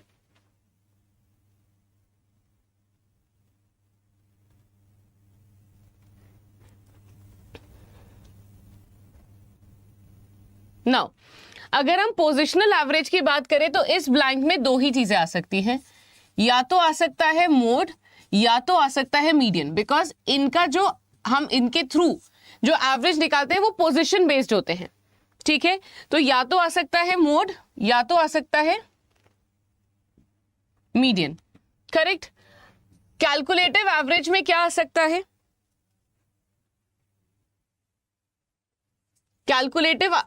कैलकुलेशन वाला एवरेज वाला कौन सा होता है? जहां पे आप कैलकुलेशन करते हो simple average, that is your arithmetic mean.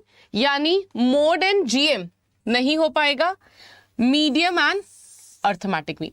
That is right answer क्या होगा? Option number C। आपका कैलकुलेटेड एवरेज कौन सा है? कैलकुलेटेड एवरेज आपका अर्थमेटिक मीन है। AM का मतलब क्या होता है? Arithmetic mean. तो मोड एंड मीडियन में से कोई एक आएगा बिकॉज ये पोजिशनल है, बट यहां पे पूछा है कैलकुलेटेड एवरेज कौन सा है। करेक्ट, तो मीडियन एंड अर्थमेटिक मीन। ठीक है, चलिए, तो राइट आंसर क्या होगा आपका? Option number C. Next question पे बढ़ते हैं। Question number 2, in a sample of 5 measurement the diameter of a sphere was recorded as 4.3, मैं यहाँ पे डेटा लिख देती हूँ, 4.33 centimetre, 4.37 centimetre, 4.36 centimetre, 4.32 centimetre and 4.37 centimetre. आपको निकालना है question number 1 population mean, second number पे true variance. Population mean and true variance.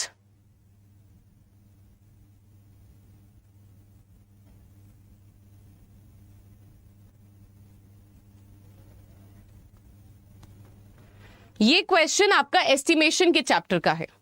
ठीक है, इसको हम बोलते हैं point estimator.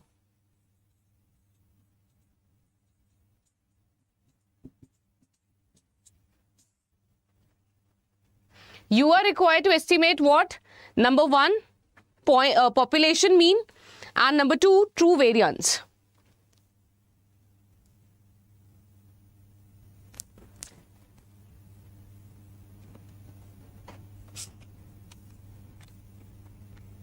Now, population mean क्या होगा?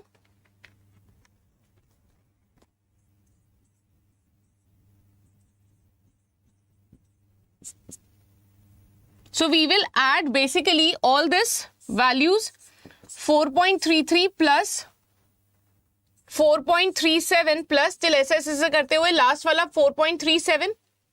ठीक है, तो इससे बेटर है ना, हम क्या करते हैं, प्रॉपरली टेबल बना लेते हैं so that it is easy for us to find the mean as well as variance. ठीक है,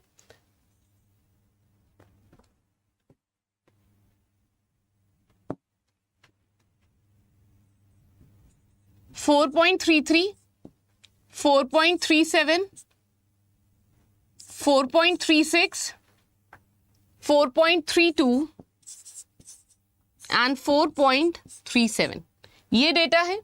ठीक है, एवरेज निकालने के लिए आपको सबसे पहले क्या करना पड़ेगा, इसका टोटल करना पड़ेगा और डिवाइड करना पड़ेगा n से। कितना हो जाएगा? 4.33 प्लस 4.37 प्लस 4.36, 4.32 प्लस 4.37 डिवाइड किससे करेंगे? 5 से। एवरेज आ रहा है 4.35, टोटल आ रहा है 21.75 डिवाइडेड बाय n। n कितना दिया हुआ है यहाँ पे? 5, हमने डिवाइड करा, एवरेज आ गया 4.35, तो पॉपुलेशन मीन कितना आ गया? 4.35। करेक्ट। अब हमें क्या करना होगा? वेरिएंस कैसे निकालते हैं? x माइनस एक्स बार का स्क्वायर, x कितना है? 4.33 minus 4.35, correct, then 4.37 minus 4.35 and so on, ऐसे ही करना होगा। ठीक है, तो वेरिएंस निकालते चलते हैं, कितना कितना होगा? साइन का फर्क नहीं पड़ने वाला, क्यों?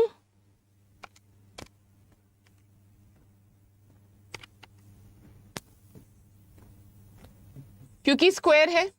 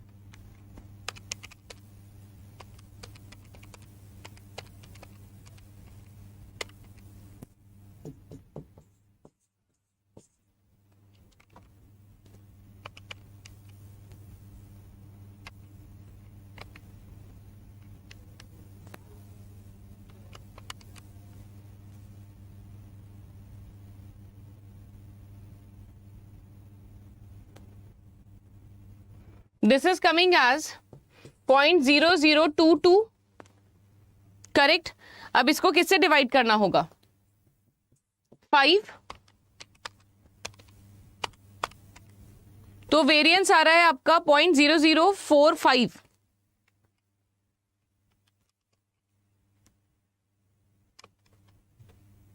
अच्छा नहीं वेट, वेरिएंस आपको निकालना है और किसका निकालना है? पॉपुलेशन का। तो ये क्या हो जाएगा? n-1 that is 4। आपका आंसर आ जाएगा 0.00055। Correct? 3 0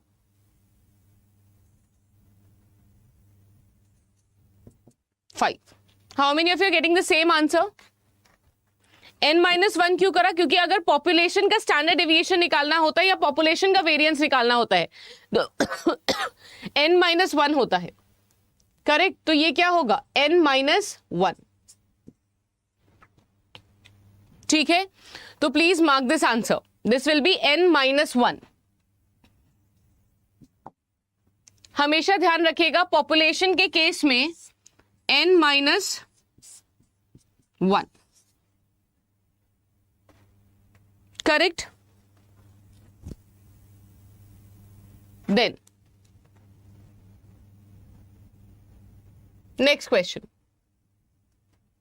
while calculating mode of grouped data, which among the following is required? Frequency of the model class, frequency of the class preceding the model class, frequency of the class succeeding the model class, या फिर all of the above?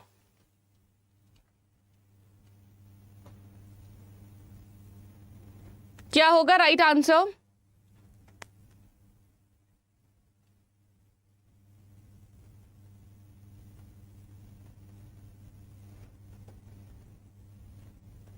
Numerical में options नहीं आएंगे, तो आगे वाले questions में option नहीं है।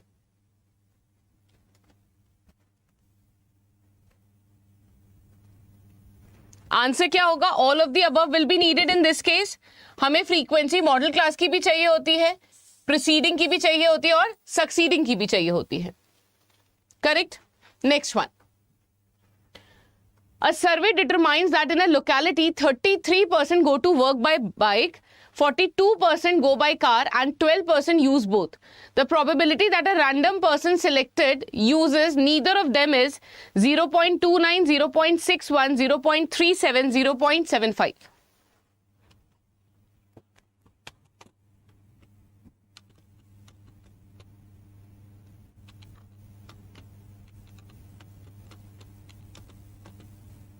नाउ क्वेश्चन क्या बोल रहा है? कितने लोग बाइक से जा रहे हैं? That is 0.33। कितने लोग कार से जा रहे हैं? That is 0.42। एंड कितने लोग कॉमन व्हीकल से जा रहे हैं? That is 0.12। ये नेगेटिव होगा, या तो ये या तो ये या तो ये। ठीक है, कितना आया? 63। करेक्ट? एंड हमें क्या बताना है कि इनमें से कोई भी नहीं, मतलब they are not using either of them, that means total probability 1 है। तो अगर मतलब चूज करने वाली प्रोबेबिलिटी 0.63 है, तो ना चूज करने वालों की प्रोबेबिलिटी कितनी होगी? 0.37। करेक्ट? तो आंसर कितना हो जाएगा? कैलकुलेशन में ध्यान रखना है।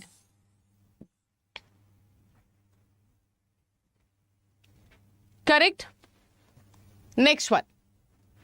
Calculate the missing frequency from the following data if the median of the distribution is 24. अगर median of the distribution is 24, आपको क्या निकालना है? मिसिंग फ्रीक्वेंसी निकालनी है।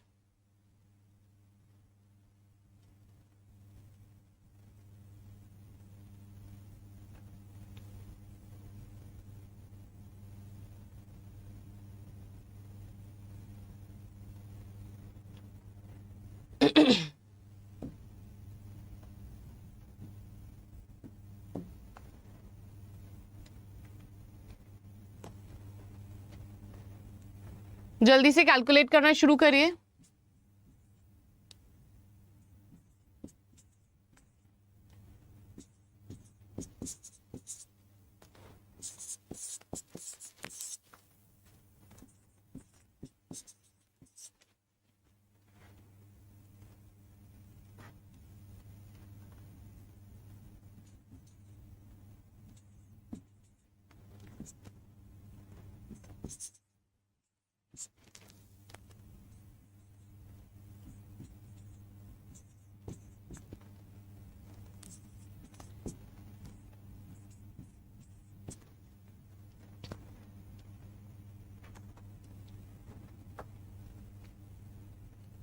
रंजना ऐसे बहुत सारे क्वेश्चंस आपको मिलेंगे जो नहीं हुए, जैसे अभी जो हमने एस्टिमेशन का क्वेश्चन करा वो नहीं हुआ, ठीक है। तो आपकी चॉइस है Ranjana, if you want to watch you can continue. अगर आपको लगता है कि आपने ऑलरेडी पढ़ा हुआ है तो आप स्किप कर सकते हैं।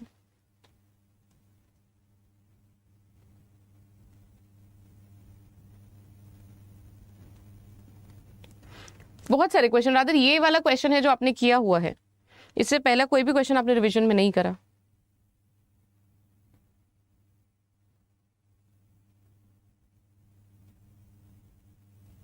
Yes, you're supposed to manually type the answer.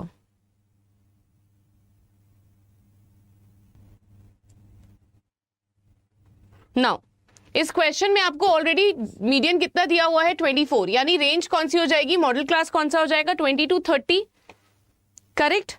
आपको ऑलरेडी दिया हुआ है मीडियन, तो हमें टेंशन तो है नहीं, राइट। नाउ अगर मीडियन क्लास 20 to 30 है, यानी दिस इज द वन जो हमें कंसिडर करना है।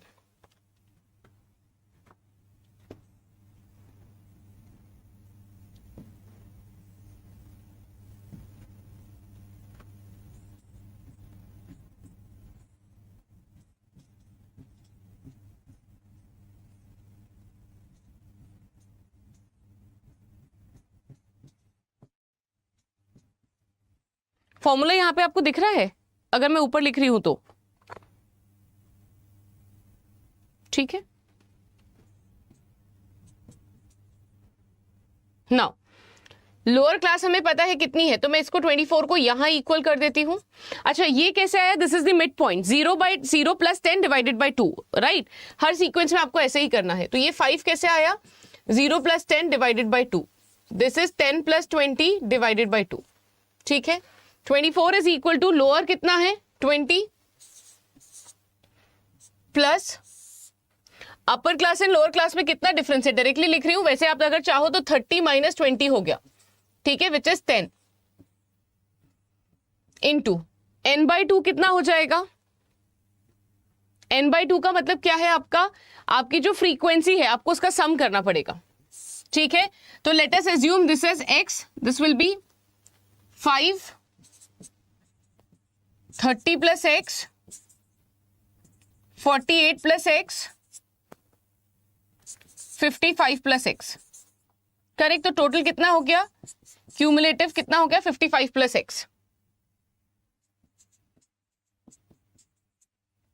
डिवाइडेड बाय 2 माइनस, नाउ आपको माइनस किससे करना है, क्यूमुलेटिव फ्रीक्वेंसी से, राइट। तो कौन सी हो जाएगी क्यूमुलेटिव फ्रीक्वेंसी यहां पे,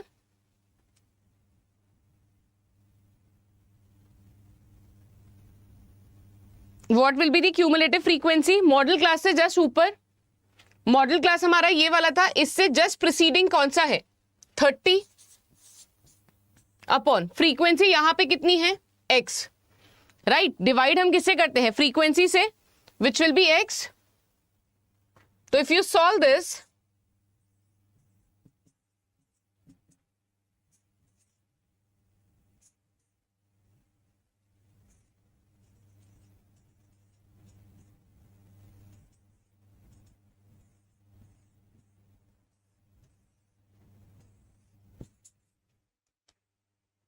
राइट, सॉल्व करने पे कितना आ रहा है, a की वैल्यू और x की वैल्यू इज कमिंग एज 25, ये 4x हो जाएगा, this will be like 25 and when you solve it, correct. हाँ, मीडियन दिया हुआ है ना, तभी तो हमने मीडियन ही कंसिडर करा है। Theoretical questions will have option. Mode का ये फॉर्मूला कहां होता है, मोड में तो डिनोमिनेटर में 2 नहीं होता है, 2 into frequency f0 - f2 denominator लगे, दिस इज मोड का formula. You don't have to type the solution, only answer, आपको जाके आंसर लिखना है x इज इक्वल टू 25, आपको ये पूरा सोल्यूशन नहीं टाइप करना, इसके लिए आपके पास शीट है जहां पे आप सॉल्व करोगे, आपको जाके सिर्फ आंसर लिखकर आना है कि x इज 25, ठीक है। लाइफस्टाइल करके जो है, आपको सोल्यूशन नहीं देना है पूरा, जस्ट आंसर लिखना है, ठीक है, आई होप ये डन है.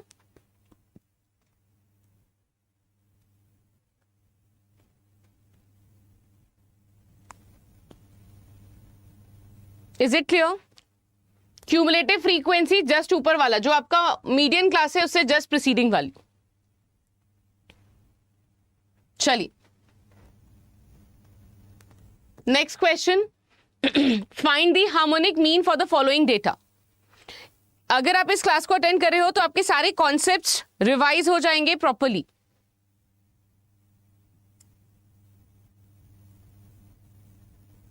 नाउ हार्मोनिक मीन क्या होता है? It is reciprocal. Reciprocal of what? Arithmetic mean.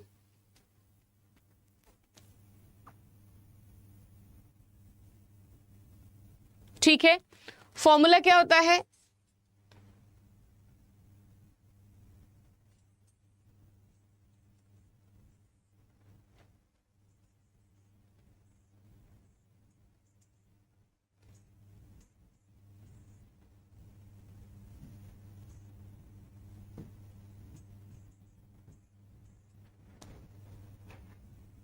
Now n कितना हो जाएगा? 5, 6, 5, 10. That means 26 divided bye frequency upon x. Frequency कितना है? सम लेना है इन सबका. 5 डिवाइडेड बाय 1.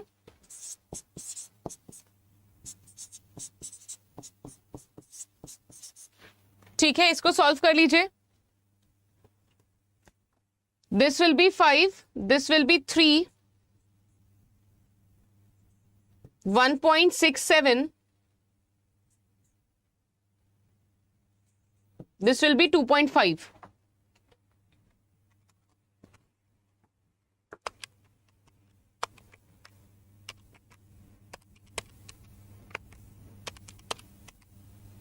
$12.17 आ रहा है डिनोमिनेटर. ठीक है, तो this will be 26 divided by 12.17.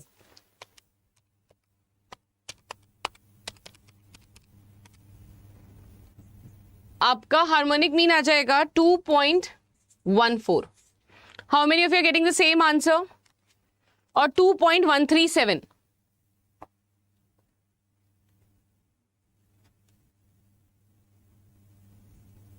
दिलकश एक बार ना फॉर्मूला को थोड़ा सा ध्यान रखिएगा बिकॉज वहां पे कंफ्यूजन हो सकता है ना. मोड एंड मीडियन आपको ध्यान रखना पड़ेगा.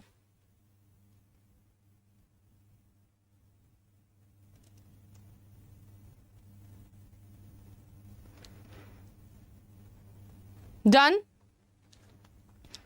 This is sum of frequency.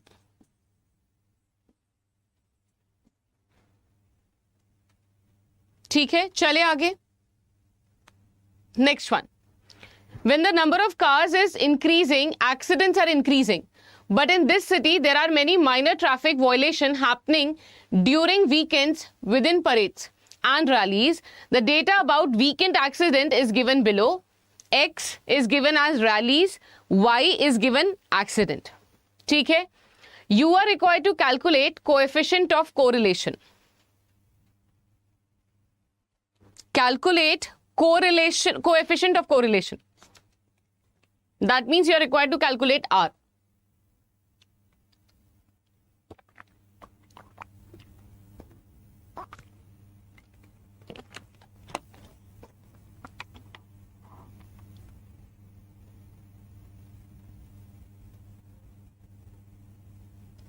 अगर आप इन क्वेश्चन को अभी नहीं देख पा रहे हैं बिकॉज मे बी आपकी पेड क्लास चल रही है, तो do not forget to click on the like button so that ये वीडियो आपके यूट्यूब अकाउंट में सेव हो जाए और जब भी आप फ्री हो इन क्वेश्चंस को प्रैक्टिस कर ले.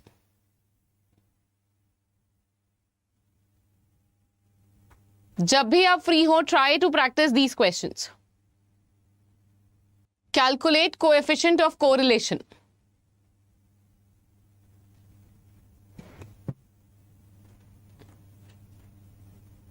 आई होप आप लोग के पास कैलकुलेटर है.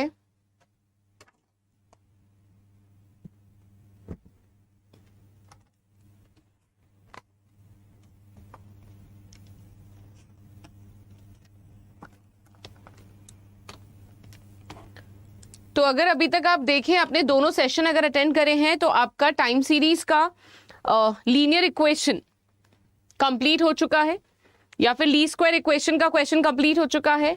हमने मीडियन कर लिया है, हम एक और क्वेश्चन मीडियन का करेंगे सो दैट बिल्कुल फिक्स हो जाएगा, ठीक है। देन हमने कोरिलेशन एंड रिग्रेशन का पूरा कंप्लीट न्यूमेरिकल बेस आज इस क्वेश्चन से कवर कर लिया है।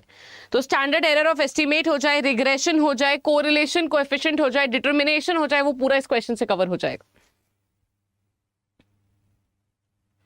Ramdas sir correct answer, Sweety Kumari it is correct answer. ये क्वेश्चन आपके मॉड्यूल का ही है, राइट ये आप जो क्वेश्चन है आपके मॉड्यूल का है, पीछे प्रैक्टिस सेट में दिया हुआ है। तो बाई चांस अगर किसी को वो केस स्टडी दी है दो, उसमें से पहला क्वेश्चन है, आप चेक भी कर सकते हैं, बट उसका सोल्यूशन मिसिंग है, तो हम यहां पे सोल्यूशन सॉल्व कर लेंगे।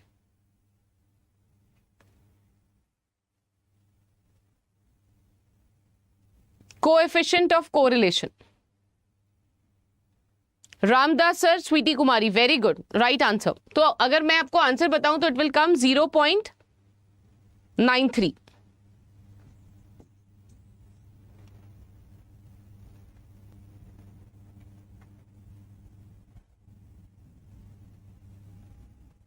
अगर किसी को फॉर्मूला नहीं आता या नहीं पता,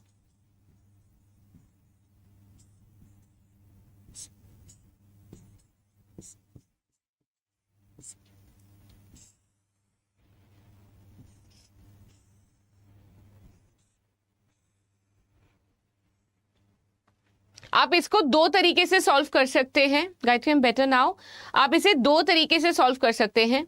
आप या तो सॉल्व कर सकते हैं कोवेरियंस वाला फॉर्मूला लेके एक्स वाई वाला, बट इसमें प्रॉब्लम क्या होगा, आप जब मीन निकालोगे, एवरेज निकालोगे, तो आप देखोगे पॉइंट्स में आ रहा है।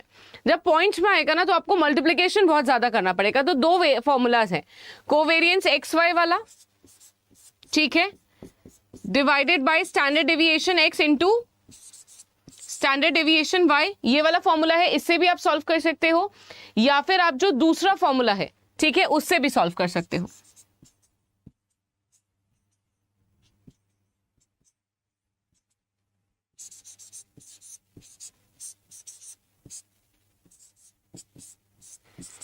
ठीक है, why I am telling you not to use the covariance formula, because इसमें प्रॉब्लम क्या आता है, यहां पे पॉइंट्स में आएगा, आपकी कैलकुलेशन बहुत बढ़ जाएगी।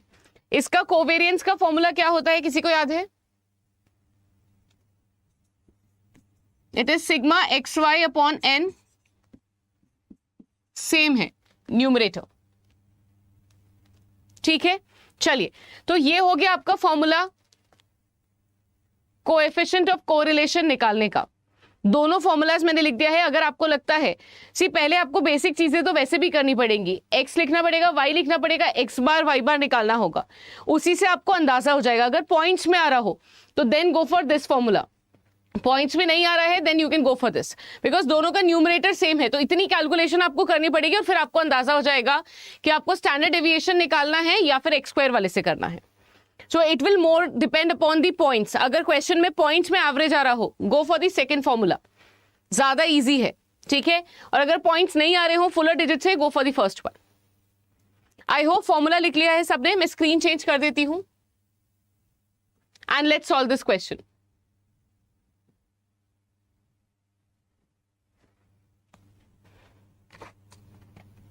नाउ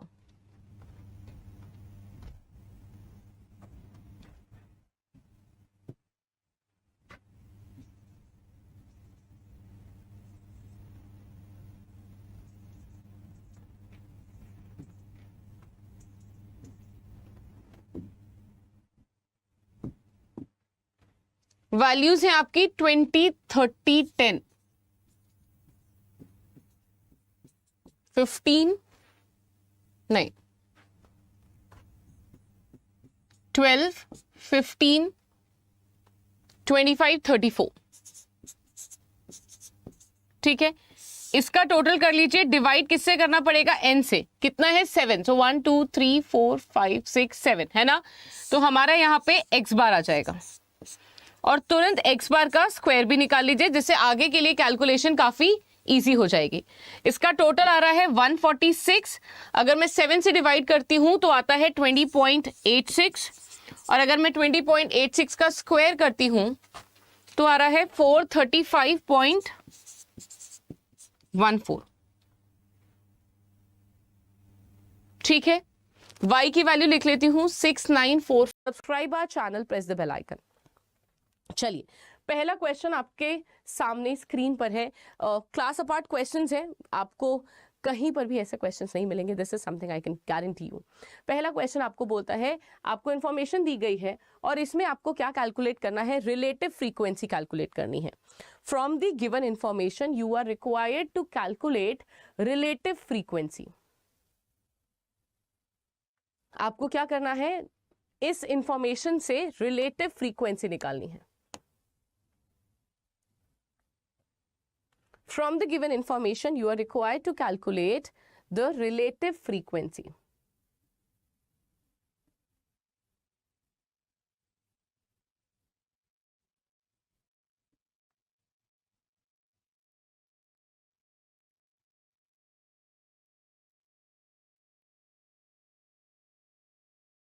चलिए, कैसे निकालते हैं रिलेटिव फ्रीक्वेंसी, या रिलेटिव फ्रीक्वेंसी का मतलब क्या होता है? रिलेटिव फ्रीक्वेंसी का मतलब होता है in relation to something, right. तो रिलेटिव फ्रीक्वेंसी निकालने के लिए हमें क्या करना पड़ता है, सबसे पहले हमें इन सब को ऐड करना पड़ेगा, जिसके लिए हमें चाहिए होगा कैलकुलेटर। सुबह जब भी आप इस क्लास के लिए जुड़े तो कैलकुलेटर अपने पास जरूर रखें। मैं ऐड कर देती हूँ 1 + 0 + 2 + 8 + 5 + 4। टोटल कितना आ गया? 20। इन सब का टोटल कितना हो गया? 20, राइट। अब रिलेटिव फ्रीक्वेंसी है ना, कैसे निकालते हैं हम लोग? 1/20, 0/20, 2/20, 8/20, 5/20 एंड 4/20। सो रिलेटिव फ्रीक्वेंसी का मतलब क्या होता है, जहां पर आप फ्रीक्वेंसी को डिवाइड करते हो टोटल फ्रीक्वेंसी से। ठीक है, so frequency divided by sum of frequency. ठीक है, अब हमें कौन सा वाला बोला गया है? 3.82 4.3, ये वाला। तो हम कर देते हैं 8 divided by 20, this will give us 0.4। Answer क्या होगा हमारा? 0.4। ठीक है, तो रिलेटिव फ्रीक्वेंसी कितनी हो गई? 0.4। चलिए दूसरे क्वेश्चन पे बढ़ते हैं। इस क्वेश्चन में भी आपको निकालनी है रिलेटिव फ्रीक्वेंसी, बट आप देख रहे हो फ्रीक्वेंसी बहुत, टोटल जो है वो बहुत ज्यादा है ना। अब यहां पे मैं आपको हेल्प नहीं करने वाली हूं, ये वाला आपको खुद से बताना है कि रिलेटिव फ्रीक्वेंसी क्या होगी।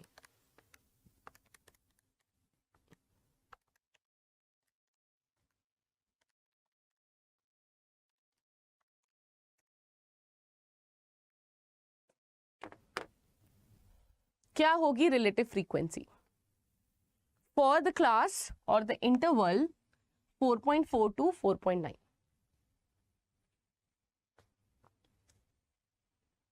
क्या होगा राइट आंसर?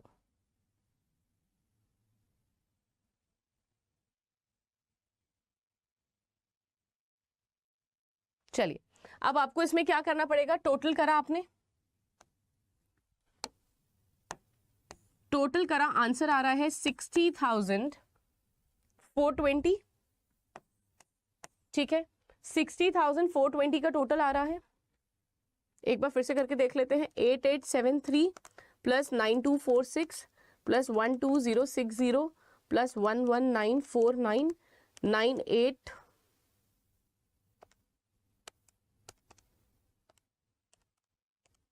9853 + 8439, 60,420। ठीक है, क्लास कौन सी है? 4.4 से ये, तो हमारा आंसर कैसे निकलेगा? 9853 divided by 60,420। So 9853 divided by 60,420, हमारी फ्रीक्वेंसी आ जाएगी 0.16। ठीक है, आई होप यहां तक अब कॉन्फिडेंस आ गया होगा। अगर बड़ी वैल्यू भी आती है तो कोई भी दिक्कत नहीं है, we can easily solve it. चलिए आगे बढ़ते हैं। Standard error of estimate tells us how good is our prediction. The measure of variation of an observation made around the computed regression line helps in forecasting of the data both A and B. Standard error of estimate, यानी आपने जब estimation करा correlation regression में, regression वाले part में आप estimation करते हो, फोरकास्ट करते हो, और जब आप फोरकास्ट करते हो तो ऐसी पॉसिबिलिटी है कि उसमें कोई ना कोई एरर हो, और उस एरर को कंप्यूट करना, माने कि उस एरर के डिफरेंसेस को मिनिमाइज करना के कॉन्सेप्ट को हम बोलते हैं standard error, correct, of estimate. कैसे निकालते हैं या क्या बताता है वो हमें बताता है कि हमारा जो प्रिडिक्शन है वो कितना बेहतर है, ठीक है। Helps in forecasting of data, ये तो नहीं है, इसके लिए तो हम स्टैंडर्ड एरर ऑफ एस्टिमेट नहीं, रिग्रेशन यूज करते हैं, इसके लिए हम रिग्रेशन यूज करते हैं, ठीक है। ये हमें बताता है कि हमारा प्रिडिक्शन कितना बेहतर है, और जो हमने मेजर जो रिग्रेशन लाइन के एरिया में हमने जो डेटा प्रिडिक्ट करा है, फोरकास्ट करा है, उसमें कितना वेरिएशन हो सकता है ट्रू डेटा से। तो आंसर क्या होगा, बोथ ए एंड बी, ठीक है। चलिए आगे बढ़ते हैं नेक्स्ट क्वेश्चन पे। Davis furniture company has a revolving credit agreement with the first national bank. The loan showed the following ending monthly balances of last year. The company is eligible for a reduced rate of interest if its average monthly balance is over $65,000. Does it qualify?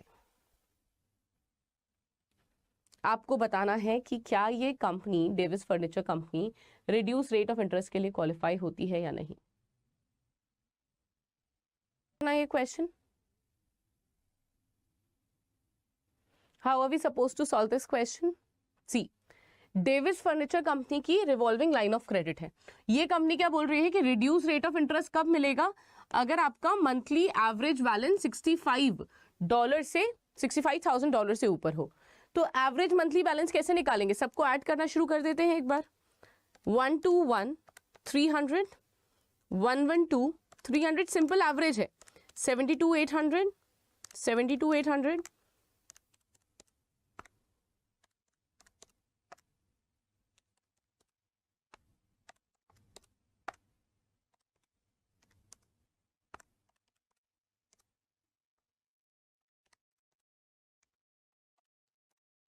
ये हमारा total आया। 12 महीने का total of 12 months, 12 month balances 827600। कितने महीने हैं, 12 महीने, divide कर लेते हैं। तो एवरेज बैलेंस आ रहा है हमारा 68,967, which is definitely more than $65,000, right. तो क्या होगा, does it qualify? Yes it qualifies, क्योंकि हमारा जो एवरेज बैलेंस आ रहा है वो कितना आ रहा है, 68,967। क्वेश्चन में क्या बोला था, it should be more than $65,000, तो definitely we are qualifying for this, ठीक है। चलिए next one, fill in the blanks in relation to the concept of seasonal variation। seasonal variation के concept से related आपको यहाँ पे fill in the blanks भरना है, ठीक है। Number 1, time series also include seasonal variation। seasonal variation is repetitive and dash. This can be defined as movement around the dash in 1 year or less. To measure seasonal variation, time interval must be measured in dash units like days, week, etc.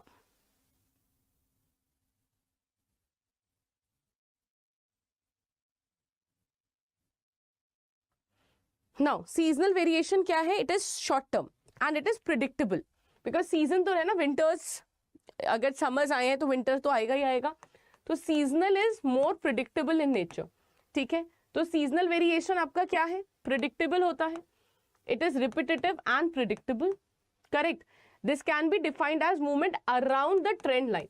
So basically क्या है, आपकी एक trend line होती है, उसके ऊपर नीचे ही मूवमेंट है, प्रिडिक्टेबल पैटर्न है, तो it will be trend line. And seasonal is short term in nature, तो स्मॉल यूनिट्स में आप उसे मेजर करते हो, you can not go years, why, because it is short term, ठीक है। तो आंसर क्या होगा, option number B, that is predictable, trend line and small.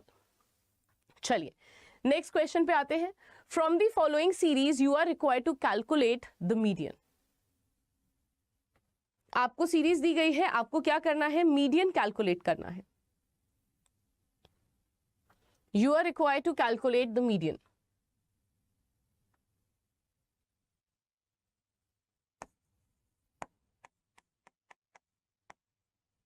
अब ये तो डिस्क्रीट है, कंटिन्यूस सीरीज तो नहीं है, तो डिस्क्रीट में हमें क्या करना है,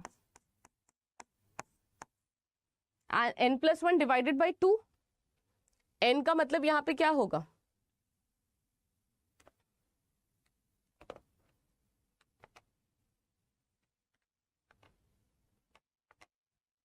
प्लस हमें क्यूमुलेटिव फ्रीक्वेंसी भी निकालनी होगी।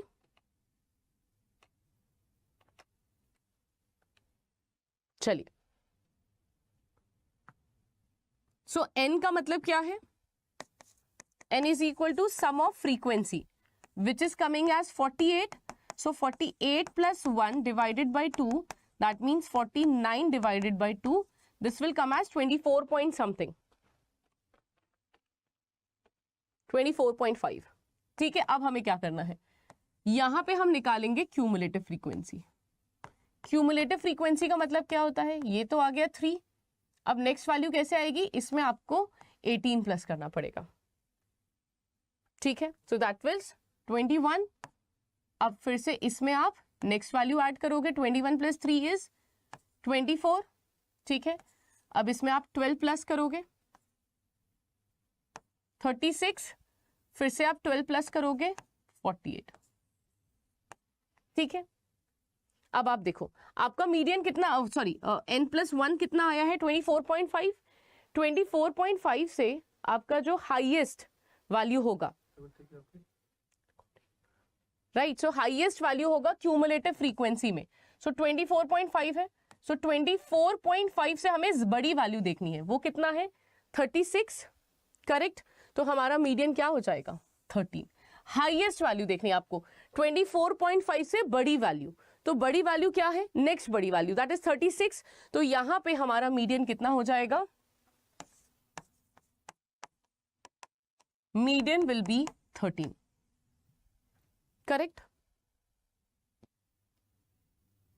मीडियन कितना हो जाएगा 13। हमेशा ध्यान रखिएगा, आपने वैल्यू निकाली, वैल्यू से नेक्स्ट बड़ी वैल्यू आपको ढूंढनी है। ठीक है, क्यूमुलेटिव फ्रीक्वेंसी में। नेक्स्ट वन, आपको मैच द फॉलोइंग करना है, estimation, estimate, estimator, the process by which the numerical value of unknown population values are inferred from incomplete data such as a sample, estimate a sample statistic that is used to estimate a population parameter, estimator, when we have observed a specific numerical value of our estimator, we call that value as such. Now estimator क्या होता है, specific numerical value होती है, correct. तो estimator is specific numerical value। estimation क्या है, process है, estimation is a process। estimate क्या होता है, जहां पे हम सैंपल हमारे पास कुछ स्टैटिस्टिक्स को हम यूज करके एस्टिमेट करते हैं पॉपुलेशन पैरामीटर को। तो आंसर क्या होगा, ऑप्शन नंबर बी। ठीक है, चलिए next one, the mean of 12 number is 24, if 5 is added in every number the new mean is 25, 29, 56, none of these.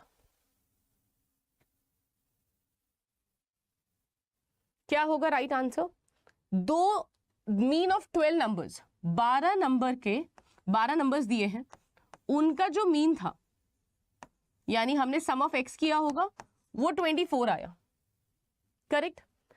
हम बोल रहे हैं अगर हम हर नंबर में 5 ऐड कर दें तो न्यू मीन क्या होगा। ठीक है, तो पहले तो सम ऑफ एक्स हम फाइंड कर लेते हैं, that is 24 into 12, I guess it should be 288। Let me check, 24 into